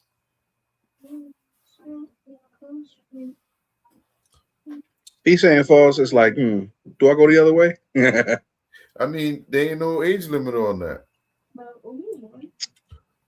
You know what? I'm gonna say true, because at the end of the day, you have those women who, and I'm not all women, obviously. I don't want to make generalization, but you have a lot of women who do end up in their 40s. You know, whether it's their choice, they couldn't find a man, or they didn't want a man, they don't have any children. You know, they may not be living the life that a lot of women set out to try and get to because they're fighting for equality. They're fighting for this and that, and maybe that's their sacrifice. So it's like, if you're not young enough to protest, do what you're gonna do, and then, you know, go out and live your life, have kids if that's what you want, you're kind of long in the tooth, and other women are gonna look at you like, is this what I want to be when I'm that age? Now, the one thing I like what she talked about with the protests. I think there should be an age group on that. Like, you shouldn't be out there with this right now going on protesting, being in your 40s and 50s. No, get in the house. But at the end of the day, if you're fighting for something, is there age limit on that? You out there because you want to make change to that, whatever that particular topic is, you know.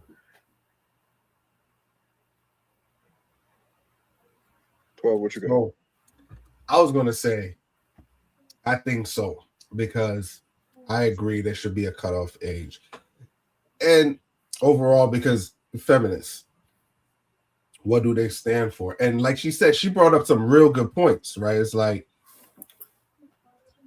liberal and So all. is she talking about an actual feminist that came through the 60s and 70s that actually stood for something, or she's talking about the ones that hate all men because they were born?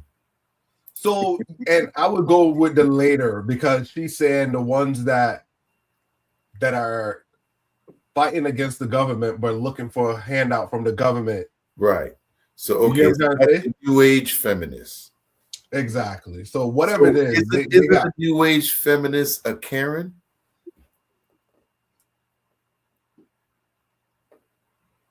Huh? Could be. They're aligned. Their visions are aligned. They are. So you could be aligned. You could be in both pool. Your vision could be aligned, and you're not a feminist, but there's some overlapping. In my pool, boy. There's a little bit of overlapping in that pool of Karen and feminists. A little bit of overlap. Of course. Karen is a feminist. Right? Karen has to be a feminist. Not necessarily. Yeah, I know.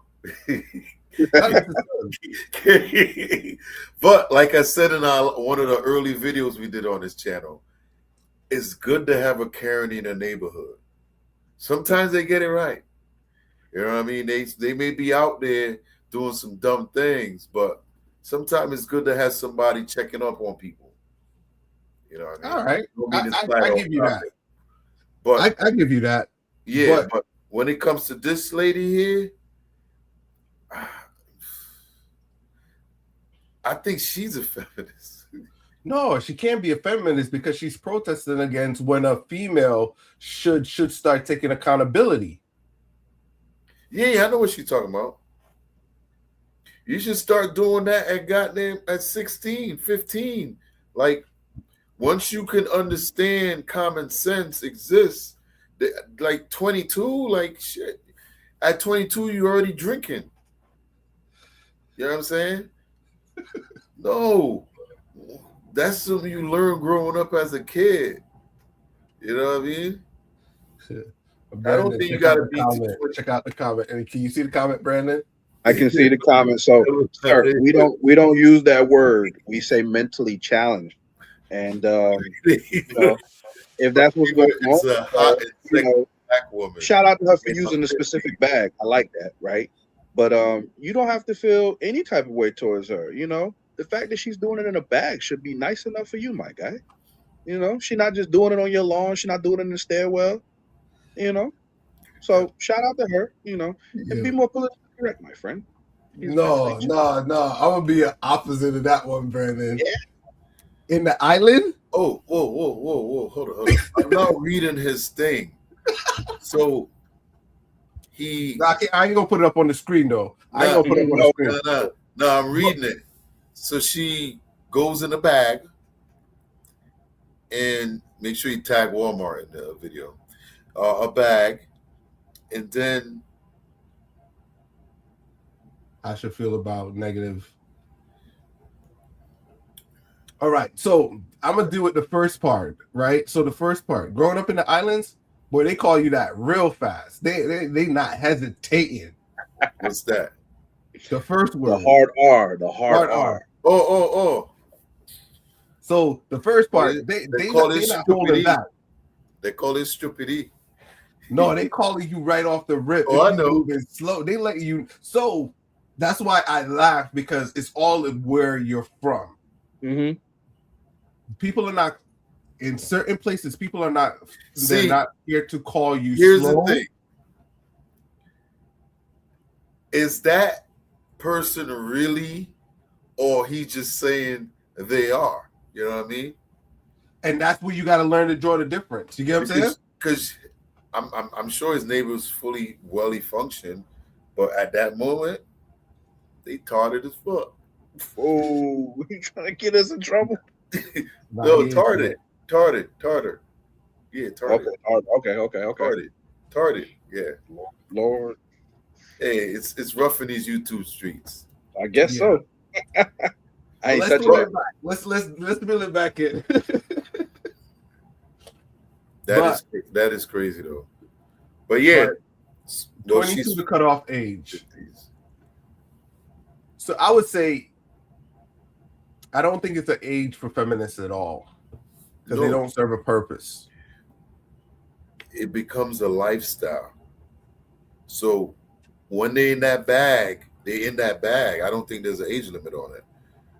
And if it's something you were doing in your young age, you're gonna probably keep going with it as you get older. Yo, now they got guys feminists. How could you be a guy feminist? How that work? How does that work? Let me pull it up. It got you ever seen Jubilee? Yes. So I know that's the baby name, but no, but I know what you're talking about. Yep, the show they had a show, right, where guys was on there and they were feminists. They were feminists. So they had a feminist argument, and they literally had guys on the stage, and they were feminists. They was like, "Oh, I support feminists." I'm like, "Did you know feminists is against men?" Yeah, they And don't want your support. there was like 4 or 5 guys. It's like, dude, let me see if I can think. But go ahead, man. Man. They're guy feminists now. I'm like, bro, they're going against your identity. Are they with us? They not with us. You could tell they not. Are they with the straight guys? I don't think so. I can't say for people because that's judging, but I don't think I really don't think we don't judge over here. You could say it. Yeah. Is it mayonnaise related? Oh, okay. Let me see if I could pull it up. But yeah, man. When I seen it, I was like, why do they have guys on the stage? And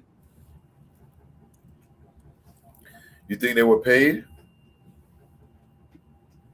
It could be paid. Or they trying to get some butt. Because I don't think that's something most men will ever sign up for, because it's just even a gay person wouldn't sign up for that. Was some payola involved? I didn't find a video, but I'm gonna read the description that they have it. This is a regular Google search. Male feminist. I can pull this up on the screen. I gotta share screen.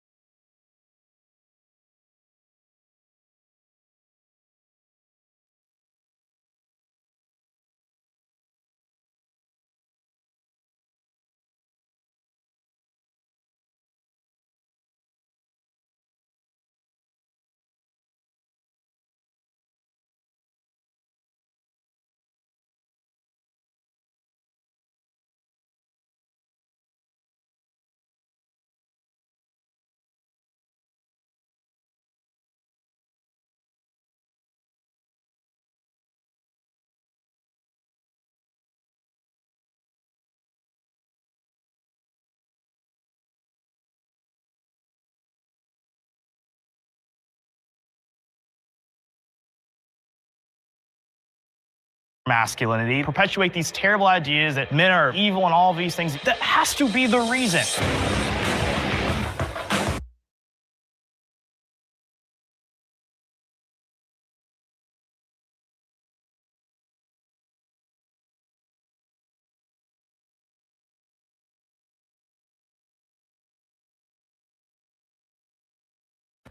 With feminism, it's kind of brainwashed women to think that they are victims in 99% of cases, and all the disenfranchisement that they would claim in like colleges and careers. A lot of these careers are way easier to get into for women than they are for men because they're looking to hire women because of feminism. Yeah, like in divorce and stuff, they get more property, like kids' rights, all that. Yeah. But more so, I think that from the jump, actually have it easier. Like men need to be a provider. You're taught to be tough. Oh, why are you crying? Don't be a girl. But when a girl is crying or a girl is upset or anything that happens, usually there's they're a princess and they're given the world. Well, yeah, because with women, they're born with their value. They innately have value. They can create life, and they're extremely valuable from birth. For men, it's not really the same way. You have to make something of yourself to be respected. Exactly. Like a pretty woman can go far just using her face. A man can't do that. A man can't go to a rich businessman or like a businesswoman and be like, I'm good looking, let me come to your yacht. Right. A woman can. Right. Let's bring the disagreeers forward.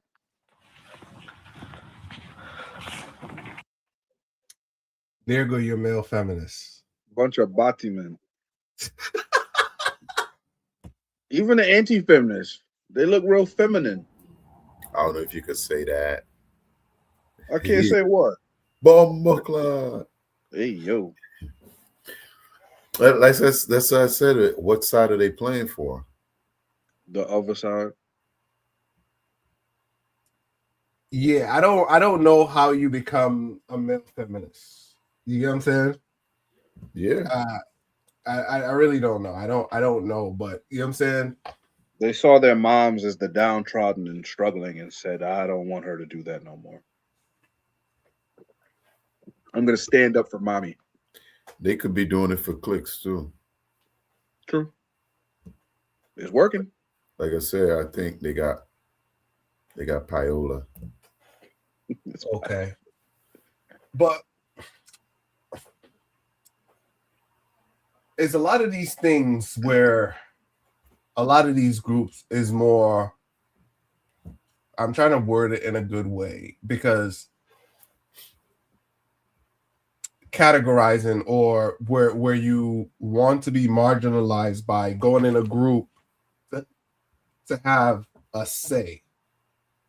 You get what I'm trying to say? Everybody kind of fits in a category. Oh, I'm this. Oh, I'm that. Are people doing this to feel extra special? You mean the guys? Well, I just don't want to put it on them only. Every group. You know what I'm trying to say? In what way though? Like, so you have people that are queer or lesbian, you have male feminists, you have people that, oh, I'm this, I'm that. You know, is by doing this, now you're marginalizing yourself to become part of or feel special, so your point could come across even more stronger, right? You don't have to be a feminist to have either beliefs.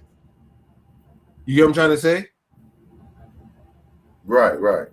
You don't have to be you don't have to be a politician to understand laws, and you know what I'm saying? So that's my point. You don't have to get into a certain category to fully understand something. So like these guys going full in and claiming to be feminists, you don't even have to go into all of that. You know what I'm saying? Yeah. So, you know, now that I've watched a little more, I could kind of understand where they're coming from. Now, which side, the anti or the feminists? The feminists. Like, okay, feminist is a lifestyle, right? And if you like being around, because you got to think about it, a feminist has male energy, right? Not necessarily. But I'm just okay. Just let me try and land it. Hold up. So I'm thinking they like the feminists because they're about a certain movement. They don't really care that it's about men. They just like the energy that the feminist portrays and the things that she stands for, whoever it is, right? So on that level, they're looking at it like, I could understand a feminist. Know what I'm saying? Now you could support somebody without being with them or being over there with them. You'd be like, you know what? I support y'all. I think what y'all doing is great. You know, it's not gonna mess with my day any day, but listen, I got extra pop in the back. I got Snicker bars over there. Everybody happy. We having a good time. You know what I mean? But I just think that's how it is. Now, that's because of the way things are today, the way the kids are. Like, they don't understand what feminists mean, where it even comes from. They don't care. They just be like, yo, I could rock with them. And that's it. Everything you said was feminist or feminine. It was feminine. This all right. That's okay. Everything you said was feminine, because hear what you said. Feelings, energy, all of the talking points was feminine. Right. So he is on the other side. Right. And that's I'm just talking about the talking points. I'm just saying. Yeah. And you see, in order to feed into the ideology or the thinking, now you had to touch all their talking points. Energy, feeling, equality. You had to go down all exactly. I know. Cells and you know what I'm saying? Alice in Wonderland and being on medicine and you know what I'm saying, empathy. Yeah. So some of the things I do agree ladies should have. We're not saying I love ladies. You know what I'm saying? I'm married, I have a wife, I have girls. So I understand. But to get up every day and say, I'm going to dedicate my life to making sure that the woman cause is front and center and their cause doesn't support yours. There's a mix up going on there. I think I said, I'm thought pretty clear. Huh? I said my thought is not clear at this point, but I just think there's a mix up going on there. You know what I'm saying? It's like this. Like I tell my young ladies, it's like, hey, you could do anything. You get up and you could grow and you could become anything. You know what I'm saying? But I'm not expecting you to be a guy in the sense of you don't have to do masculine stuff. You know what I'm saying?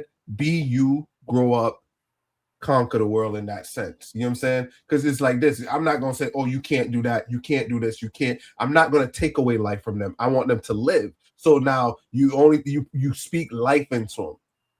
But I'm not expecting them to grow up and be oil riggers and shit. You know what I'm saying? Where they out there. Yo, they make a lot of money, bro. Come on. You know what I'm saying? A lot of money.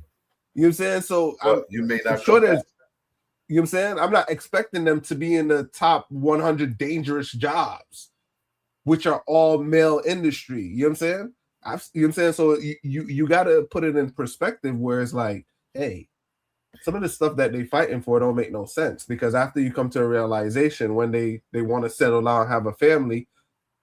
And that's why I associated a feminist with a Karen, because a lot of time you don't understand what they're fighting for, but they're fighting. You know what? I'm with her. I don't know what she's fighting for, but we could lock in. You know? Question. I'm gonna pose this question. I'm gonna ask you guys these two questions based off a P question, right? It's about to get a little heated. Right, so P said, hold on, I'm losing the thought. You said most feminine are, oh man, what did you say? All right, so let me preface it the question: are most feminine, most Karen married? Yeah, if I had to guess, I would say no, but I don't have the actual numbers and facts on that. So Okay, this cool. Is all alleged, chat. This is all alleged. So you said no, Brandon. Are most Karens married? I feel like they're not, because it's never like, oh, I'm gonna call my husband. It's always, let me call the cops. Okay, and this is why I wanted to go with it. That's why I had to think about this. Oh boy, just can't be in the house chilling, minding his business. So now, right? So let's pick on a segment that are married. Okay. So for the ones that are married to a guy, is it that the guy don't have a backbone? You know what? I think it's split between the guy don't have a backbone and he don't want to deal with the shit. Facts. You knew who you married. You knew she was going to be a problem. So it's just like, you know what? I'm going to just let her rock. I'm not getting into this. That's usually what it is. Polar opposites attract. And it's just like, no. She going to call the cops. I'm over here. I ain't in that.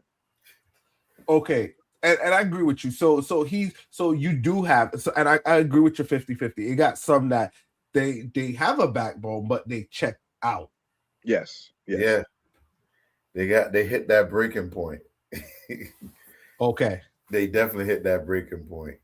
Now, I believe there's times when they do step in and do things, but there's certain times where they just let it fly. You know what I'm saying? So I won't say they don't have a backbone. I just think they pick their battles, because you know how marriage are. You got to pick when you're gonna. Yep. If she want to crash out to that Walmart, well, go ahead. Because remember, we watched the video P when they were on the plane, and she was yapping away, and at the end of the video, her husband was sitting right next to her. He ain't say not a word. You thought he was a stranger.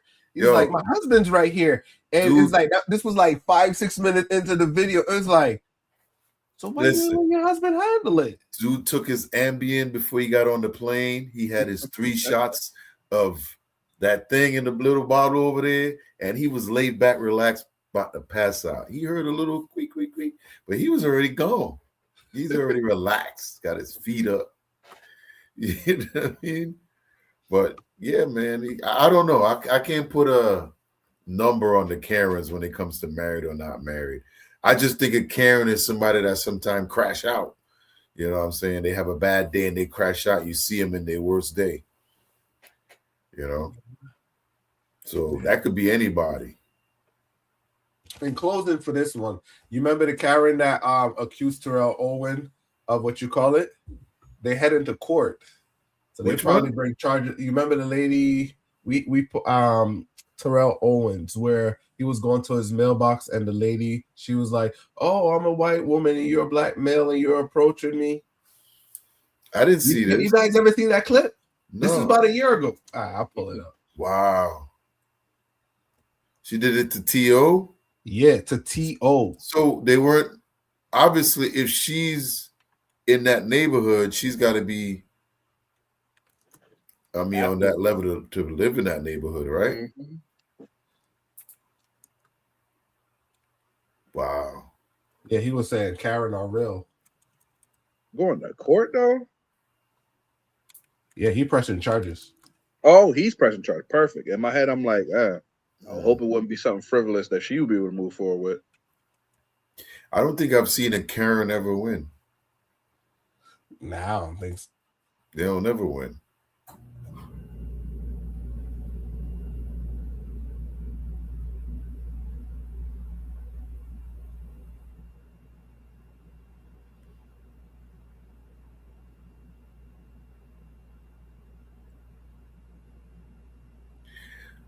Oh.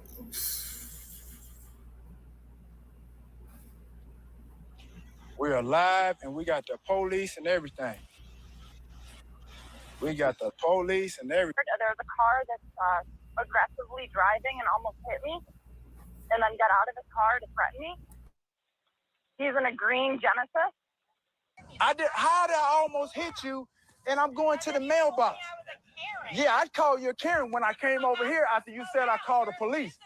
Absolutely. Then well, there is no stop sign. What are you talking about? I wasn't, but I asked him to slow down, and he got out of his car and started harassing me. Black man approaching a white woman. First of all, you had your boy right here, your husband right here. So first of all, I don't do that type of stuff. You put your car in park and you came after me. Here she crying. There's Karen. Look at this. This is unbelievable. Swear to God, I've never been a part of nothing like this. I've seen it. I've seen it. You have your ID. I've seen. Yes, we are live.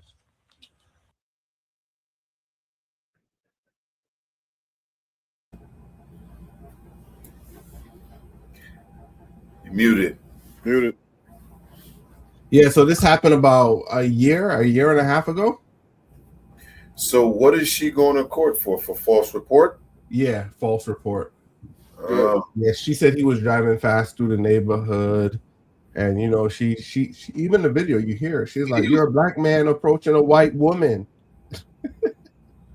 But he was walking to his mailbox. Yeah, he was driving to the. You know how they have the community mailbox where you drive to the mailbox? Okay. Yeah.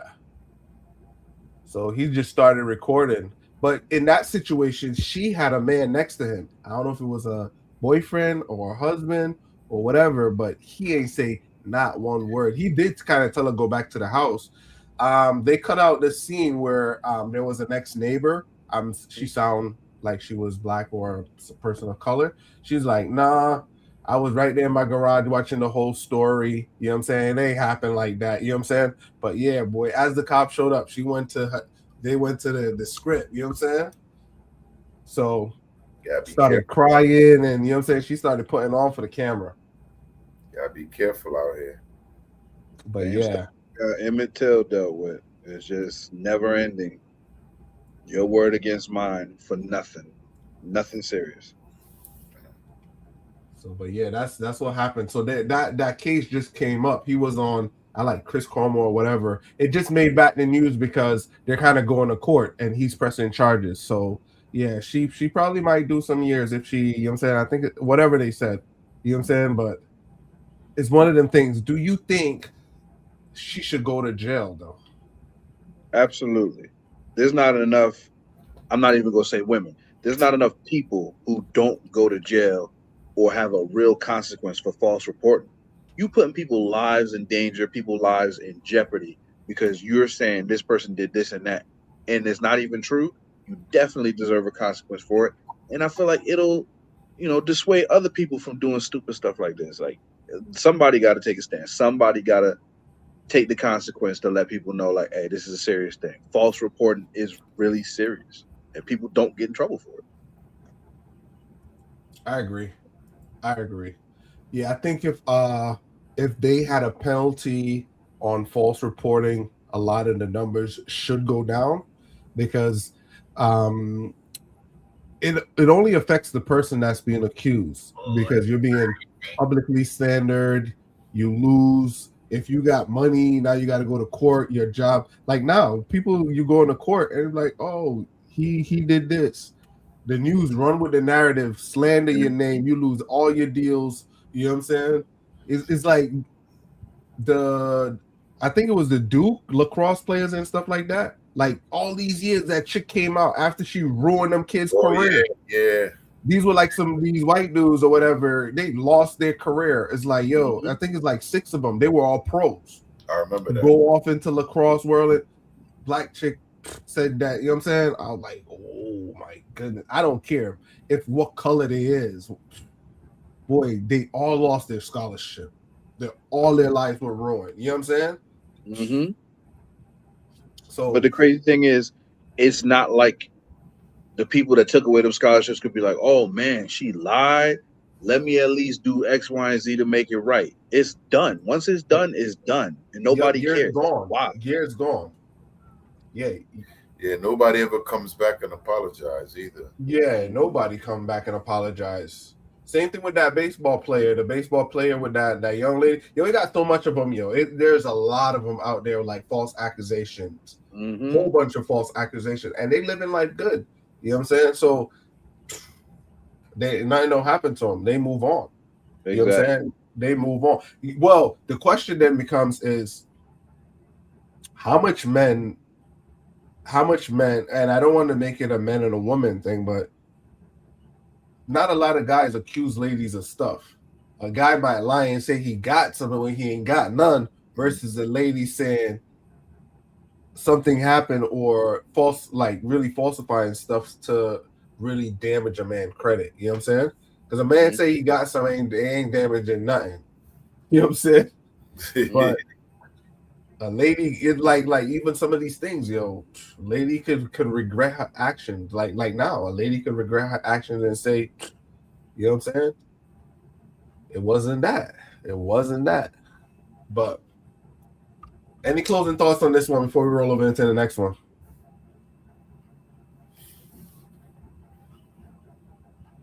People got to understand there's consequences for all your actions. The things you say and do can ruin a life. And at the end of the day, if you're lying, you deserve the book being thrown at you. Simple and plain. I agree. Yep. I agree with that too. Let me take this off the screen so the echo don't happen for the next video. All right, cool. Let's roll into the next one. All right, go ahead.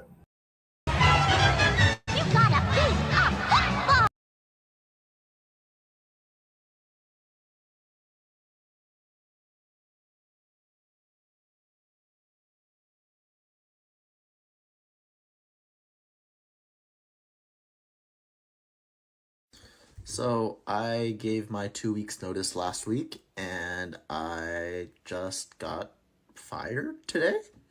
Going forward, what would you guys do in this situation? Like, when should I give a 2 weeks notice as opposed to when I shouldn't give a 2 weeks notice and just quit on my last day? So this is a good question. 2 weeks notice, right? When should you give a 2 weeks notice and when to quit? That's a good question. Now, if you put in your 2 weeks notice and you got fired, that means they were already tired of you. Nah. Now, no, let me finish. Depending on what type of job you're doing, because I remember at my company, there were some guys that I think 2 of them left. They went to another company, and depending on what information is shared, it could compromise the plant. So they all got fired. You know what I'm saying? But I don't know what he does. He didn't really say what he does. But I just thinking about it, he could have been on shaky ground. They let him go. But he didn't say if he got a severance package or something.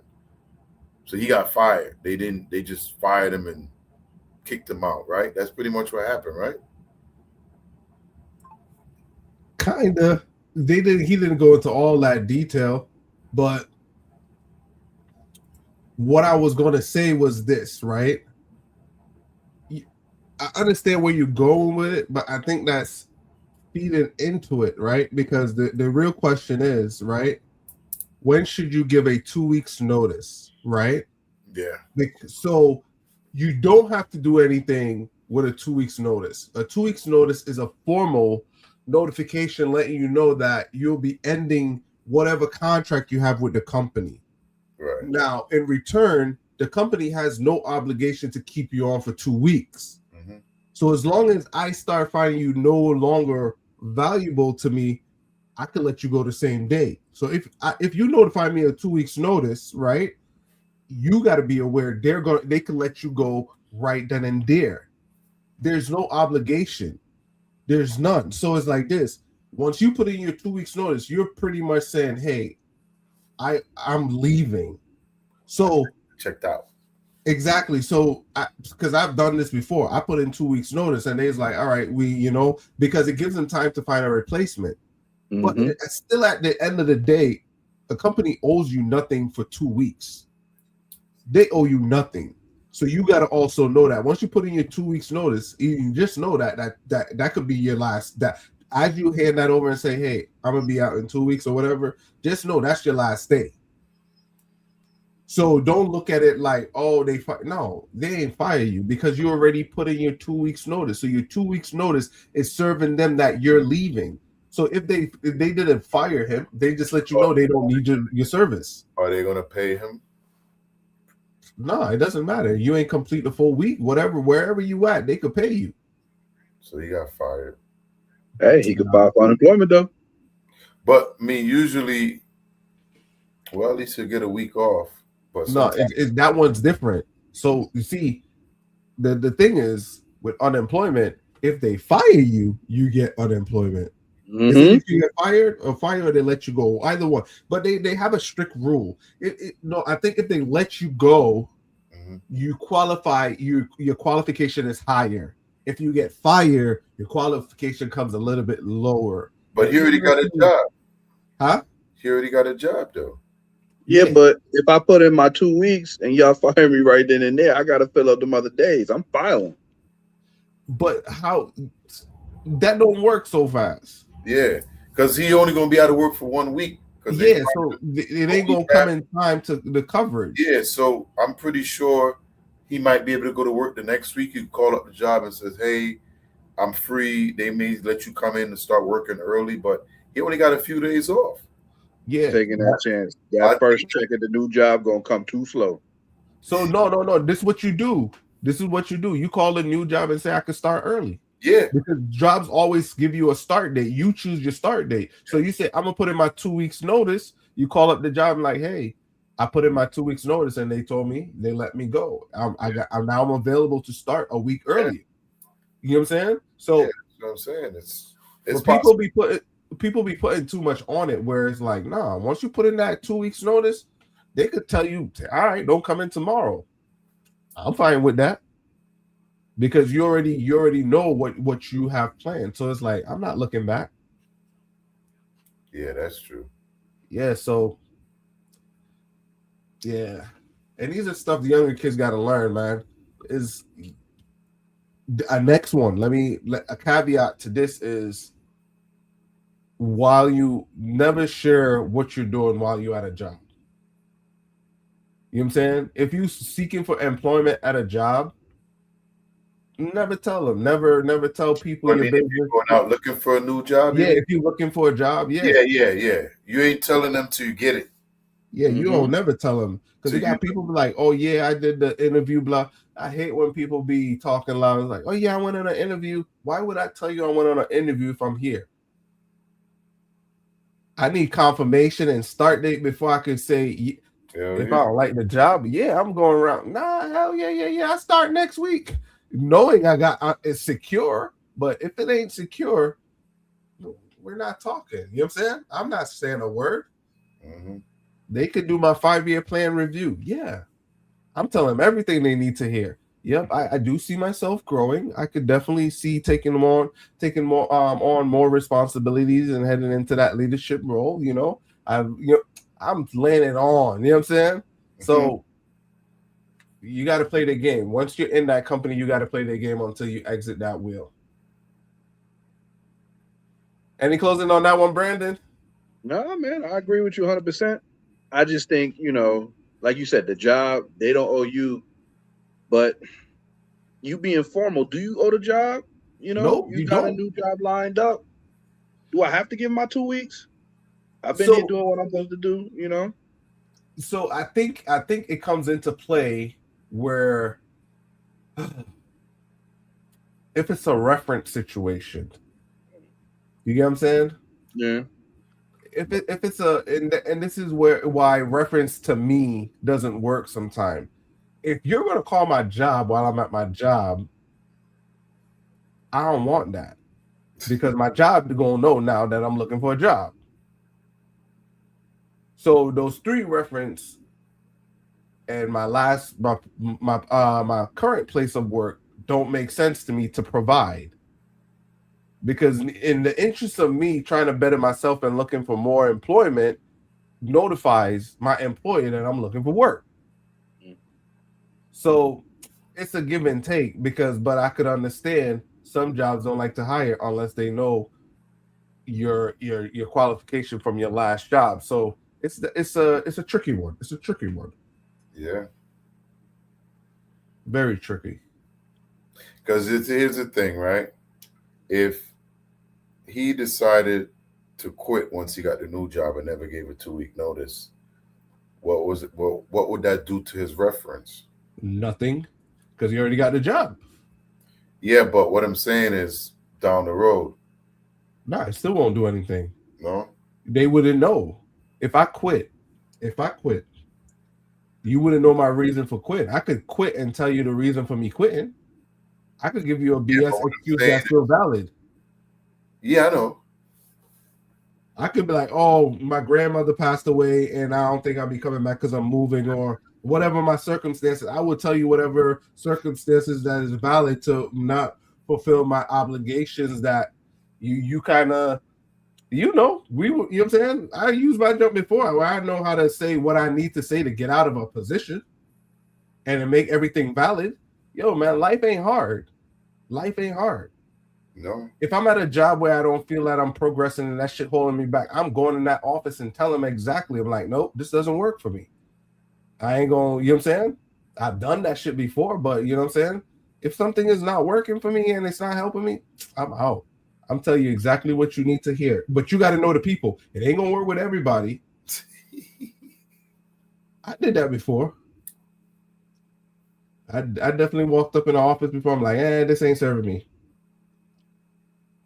They signed all the papers and we separated. We went ways. I did that shit about 2 times. It's like, and I think that's what people try to do. I think you shouldn't be scared. Yep, you got to pay your bills. If you struggling, don't do it. But if you are positioned in your life where you know you can do better and you could earn more, definitely make your move. But hey, like they say, don't leave something for nothing. You know what I'm saying? Yep. Wait till you get it in your hand. So, but we're going to transition to the next one.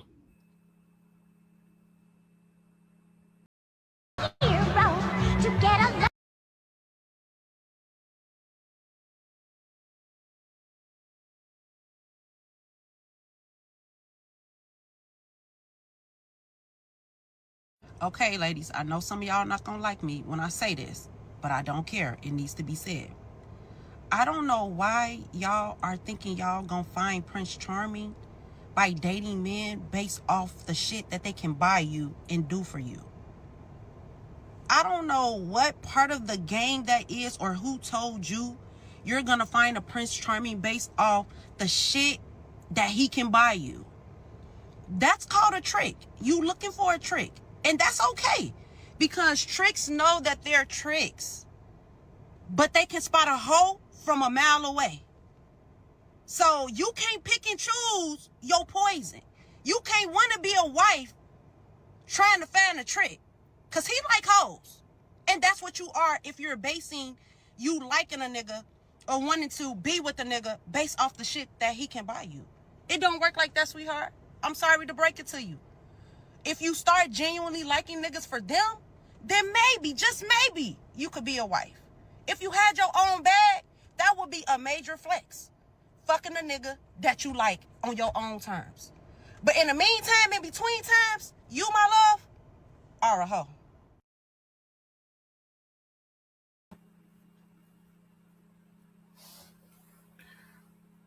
Sound like she talking to somebody. Yeah. I'm trying to figure out, is she in the passenger seat or the driver's seat? Yeah, I think the cameras be flipped, so it'd be looking like that. Mm-hmm. Yeah, she talking to somebody.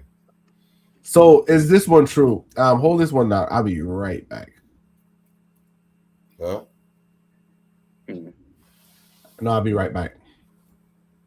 What'd you think about that one, Brandon? Unfortunately, I definitely think it's true. I mean, a relationship isn't just buying things, but if that's all it is, then absolutely that's a trick. And he gonna leave you as soon as he find the next chick that's gonna do more. So when you see somebody like that, right, when they just dishing money out to a chick, you don't think they understand what's going on too?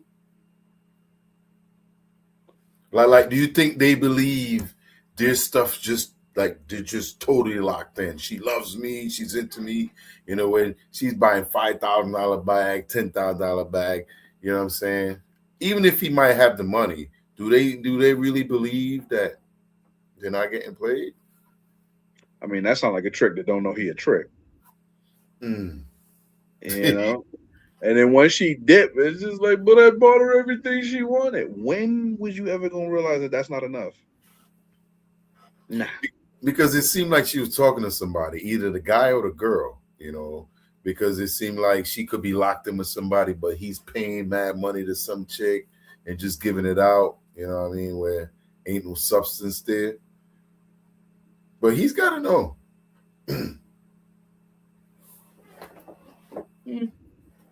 Right?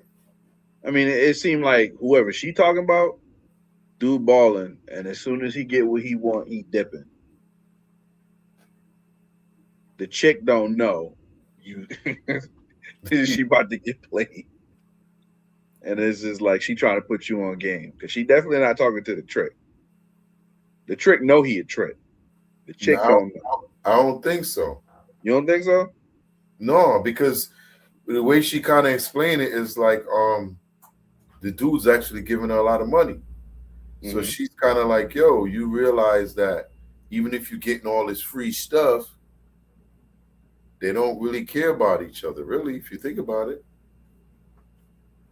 Neither Yeah. one, you know?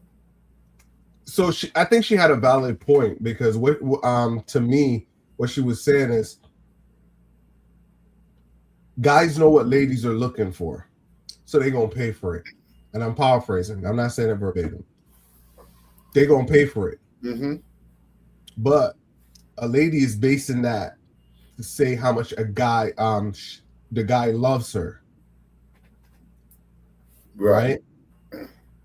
But on the flip side, if you went into that relationship with something and build a bond with the guy, you wouldn't have to worry about if the guy is tricking or, you know what I'm saying? You don't got to worry about you doing what you need to do to get the guy.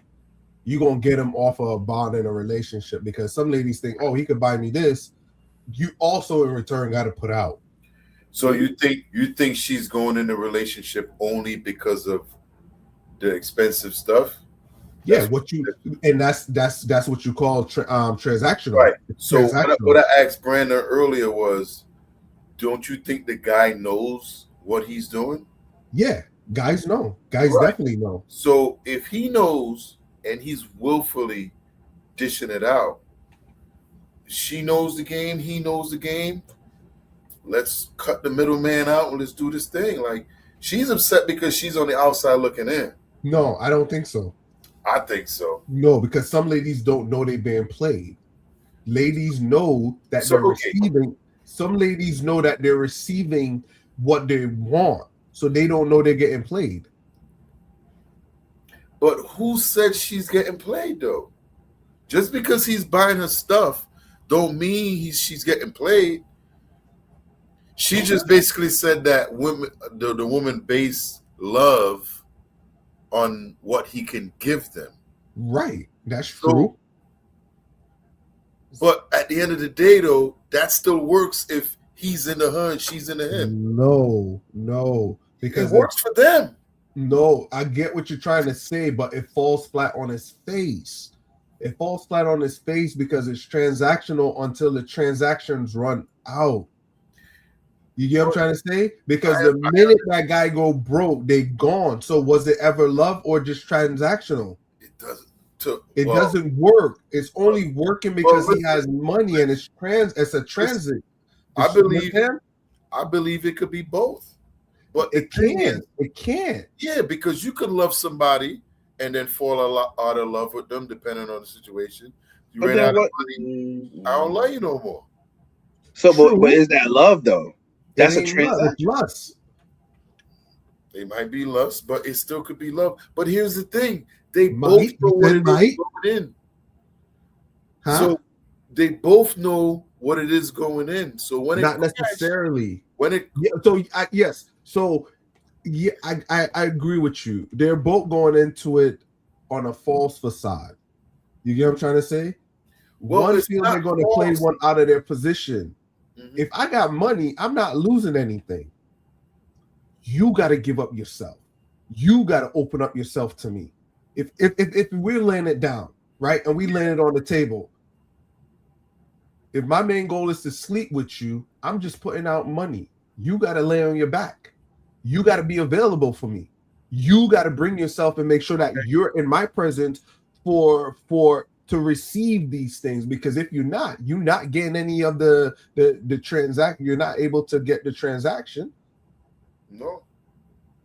So one person is always going to feel cheated, and it's normally going to be the person that's laying on their back. Because it's like this.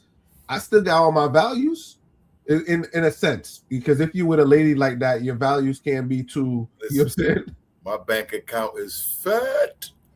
You know what I'm saying? So you that's the whole thing. That's why some people feel cheated. Forget the value. My bank account looks sweet. But we get back to the object, the point. Mm-hmm. Is it love? And it's not. At this point, it could never be. People think it's like this. Even in good lives, people think, yeah, I need money for my marriage to. Yup, like they say, most marriage fall apart because of money. Mm-hmm. But people, think about it. They got people in the hood that's broke as hell, and they busting it down, and they throwing it up for their loved ones, and they poor. You know what I'm saying? So where's the for the money? You know what I'm saying? It's not for money. Well, we all know that's a special lifestyle right there. It's not even a special lifestyle. I get you. Not just saying. Because her job is to be with somebody that she ain't working. She's just bringing in money. He knows she's just there because he got money. He knows that. So when it crashed, you know what I'm saying? You can't blame nobody because both of them agreed at some point. She like this, he like that. But that ain't love. Well, that's transactional. Look, there's arranged marriages. They don't love each other, but they but they grow to love each other though. Right. Arranged marriage, so that's different. Let's call that different. No, it's not. Because that's different. It's not different. Because it's no money. It's arrangement of marriage. So they going into it knowing it's a marriage. So if he never runs out of money, is there an issue? Ever? In an arranged marriage? No, in the one we're talking about. Oh, the trick? Yeah. Hey, as soon as you run out of money, you already know the Well, relationship what if done. he does it? He's good What is on he, his Bill Gates? and, huh? He Bill Gates? He could be. It's a lot of money not to run out of. But at some point, you got to be like, how much do I have to keep giving before this chick dips for somebody else? And then That ain't love. Here's the thing too. They didn't get married, right? Mm-hmm. So at any point he gonna get rid of him. Right, but that's what the other lady is saying. She gave the pro and the con, and what she's saying, hey, ladies, instead of sitting and waiting to see or laying on your back to see how much this guy could give you because he got money, how about you try to build a bond and a relationship with the guy so you could build something and grow, and you don't have to do half of that stuff and you still get all of that stuff. So look at how much ladies grow up poor, married a rich guy, and if the marriage dissolved, they walk away with all that money. They had to build a bond. They had to build a bond. You get what I'm trying to say? So it's basically what it's like, yeah.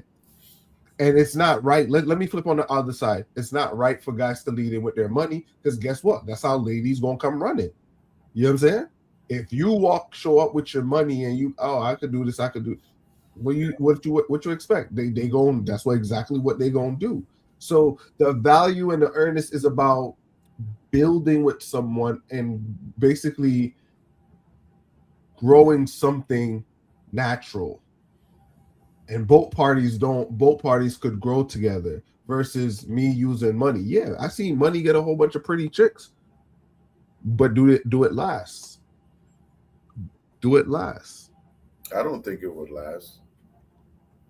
You know what I'm saying? Some of them do, but you know what I'm saying? If it's based on just money, it won't last.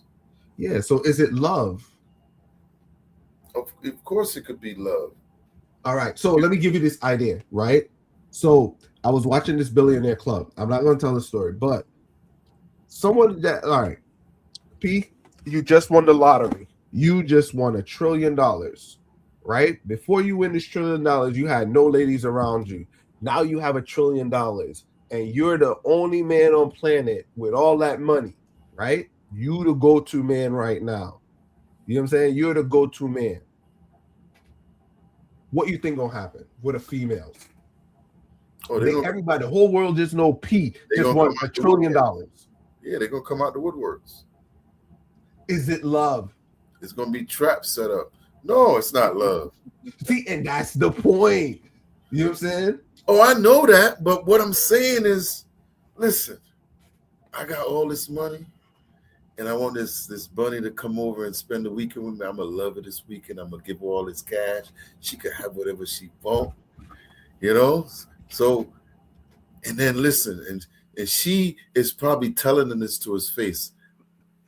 I'm not going out unless I get $500, and you're gonna Uber me over there, and we ain't going to no Cheesecake Factory because I don't do the Cheesecake Factory. You know, these are conversations they have pre some of these people. So she, like I said, it's arranged. This whole thing to me was arranged. You know what I'm saying? She was talking about tricks and you know what I'm saying, people getting played. So it can't So be arranged. would this be like, say, somebody they flew out from Instagram or something? Well, it could be because they already know what time it is. That's even worse. She ain't got no leverage. Yeah, so they can't even say that no more. You know what happened to Diddy? He was crossing state lines, so he gonna get hit up with those charges. So it's no longer flying people out. It's spending time with someone on a, vacation. Of course, that's better. But here's the thing, right? Even if the trick and whatever's going on, shouldn't she learn about him just about being around him? Like, I think that will naturally happen, right? Or is she just there on demon time? You know what I'm saying? So I'm gonna say, so P, you made me think about something my mom told me. Let me share something my mom told me. She said, you can have all the money in the world, if a woman ain't into you, she ain't into you. So even though some ladies get with these guys and they got money, it might be cool up front at first, but if they ain't into you, you and we know ladies do play guy. I could be with this one dude. He could do whatever he wants to me, but at the end of the day, you know what I'm saying? Tyrone in the ghetto Yeah, laying it down. that's You know what I'm saying? That's facts. So, and this is what I'm saying. So why not build with Tyrone? And you know what I'm saying? Well, And Tyrone don't got two pennies to rub together. You know what I'm saying? She probably feeding Tyrone off of his money. Well, there are people out there that don't want to build; they just want to get to the finish line. So that's not love. Love needs to be built. It can't be bought. Yeah, you could buy intimacy, but you can't buy love. And this is what a lot of billionaires are saying. Once they get millions, there's no longer they don't know who's for them, because even a lady that comes through, they don't know if people love them or their friends. They don't know because the money dilutes all of that. I tell you right now, if you buy me a Bugatti, I'ma love you, brother. I want a yellow one, a yellow Bugatti. Yeah. You know, you can't start a Bugatti. You can't start a Bugatti and turn it off. What do you mean? So I think I was looking at one of these cars, like those expensive cars. They're meant for racing. So once you turn off the engine, they're meant to go. I think it was a Bugatti. But yeah, those racing cars, or them just seize up because it's not meant to idle. They're meant to go. They're meant to race. So I remember the guy was explaining that it's like, no, we can't start the car. So they had to roll that junk. It's like, no, if you start the car, you got to drive it. You got to literally drive it. If not, he said it's going to probably seize up or something. Something going to seize up, or you're going to burn gas or whatever it is. I'm like, damn, why would you want a car so expensive? You know what I'm saying? If I got a Bugatti, there's no point. Exactly. It kind of defeats the point. You know what I'm saying? You still want a Bugatti, Pete? Listen, if I could get a Bugatti, right, I don't think gas will be an issue. You know what I'm saying? If I could afford a Bugatti, but you got it gifted. You don't got the funds to maintain the Bugatti. Man, I may have to sell that bad boy. Huh? Exactly, and that's why rich people don't buy regular folks expensive cars, because they got to maintain it. Because now when you buy the car, you got to have the insurance. You got to make sure they could maintain the car. They pay for the tires. I'm gonna put that junk on your insurance. I know my boss. I think he got a Maserati. The Maserati ain't bad. Maserati ain't bad. Maserati. I don't know what they have now, but that was a couple years back. Yeah, Maseratis go for like 50 to 70. They got high end ones too, but those are mid cars though. I don't want to say mid car. They're high end cars, but they're the mid range. They got high end cars now because they own the team. Yeah, I think he has 2 movie productions studios too in New York. Yeah, but is that's the end of it? Yeah, we could call it. We could land it there.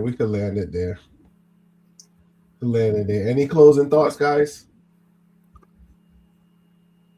Hey man, like Bob Marley said, money can't buy life. It definitely can't buy love. Nah, I can't buy love. Any closing, please? Yeah, I mean, you're right. You know, I truly believe there's somebody for everybody out there. Find your people, the people that rock with you, understand you. You know, even in a bunch of these clips, you know, we dealing with a different generation. And Brandon, I was saying this into earlier. You know, you look at a lot of our kids, and the kids coming up. It seemed like the uncles didn't help pass down some of the information to these kids. I think we think and assume that they know it, and a lot of people just ain't showing them stuff, like simple ways of communicating with people. You know, a lot of them don't even know how to like do the basics. You know, and as parents, y'all need to teach y'all kids how to communicate. Y'all shouldn't be let your kids leave the house not knowing how to do the basic things, you know. But yeah, man, I'm gonna leave it there, man. Okay, cool. Big up to the chat.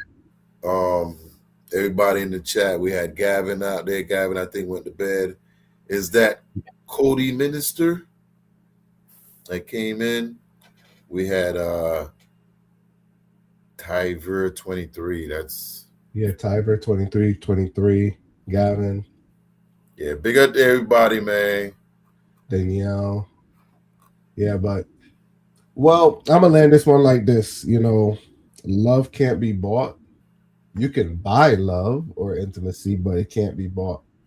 Once that money run out or you can't meet them goals, boy, you done with. You done with. That's gonna be a headache.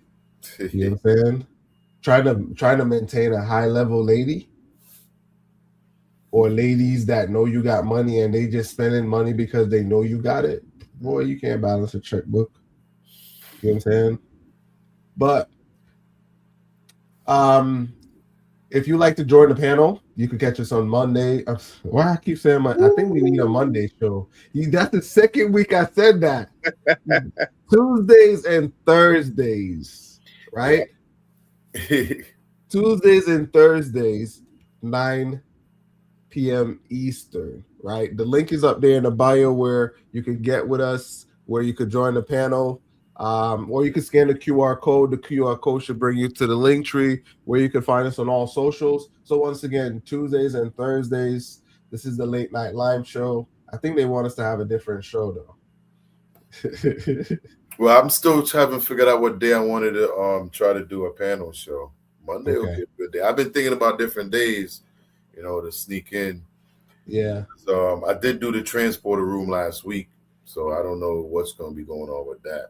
But yeah, I mean, Monday is open, you know. Yeah, Monday is definitely open. What you call it? How was the show? How was that show? Which one? Transporter.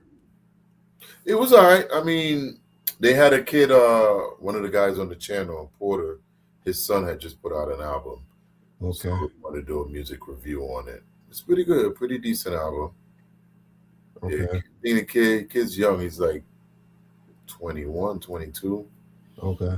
And he does a whole production. He produces as well as rap. But Cool, yeah. cool. Yeah, I just want to give you a little time to shout out the transporter room. Shout out to Scotty. Yeah, Scotty Beeman over there at the transporter room. Yeah, definitely. So, but yeah, that's it. So Tuesday, we gotta see if we get more people on the panel. I'm working on that. We're out. Peace.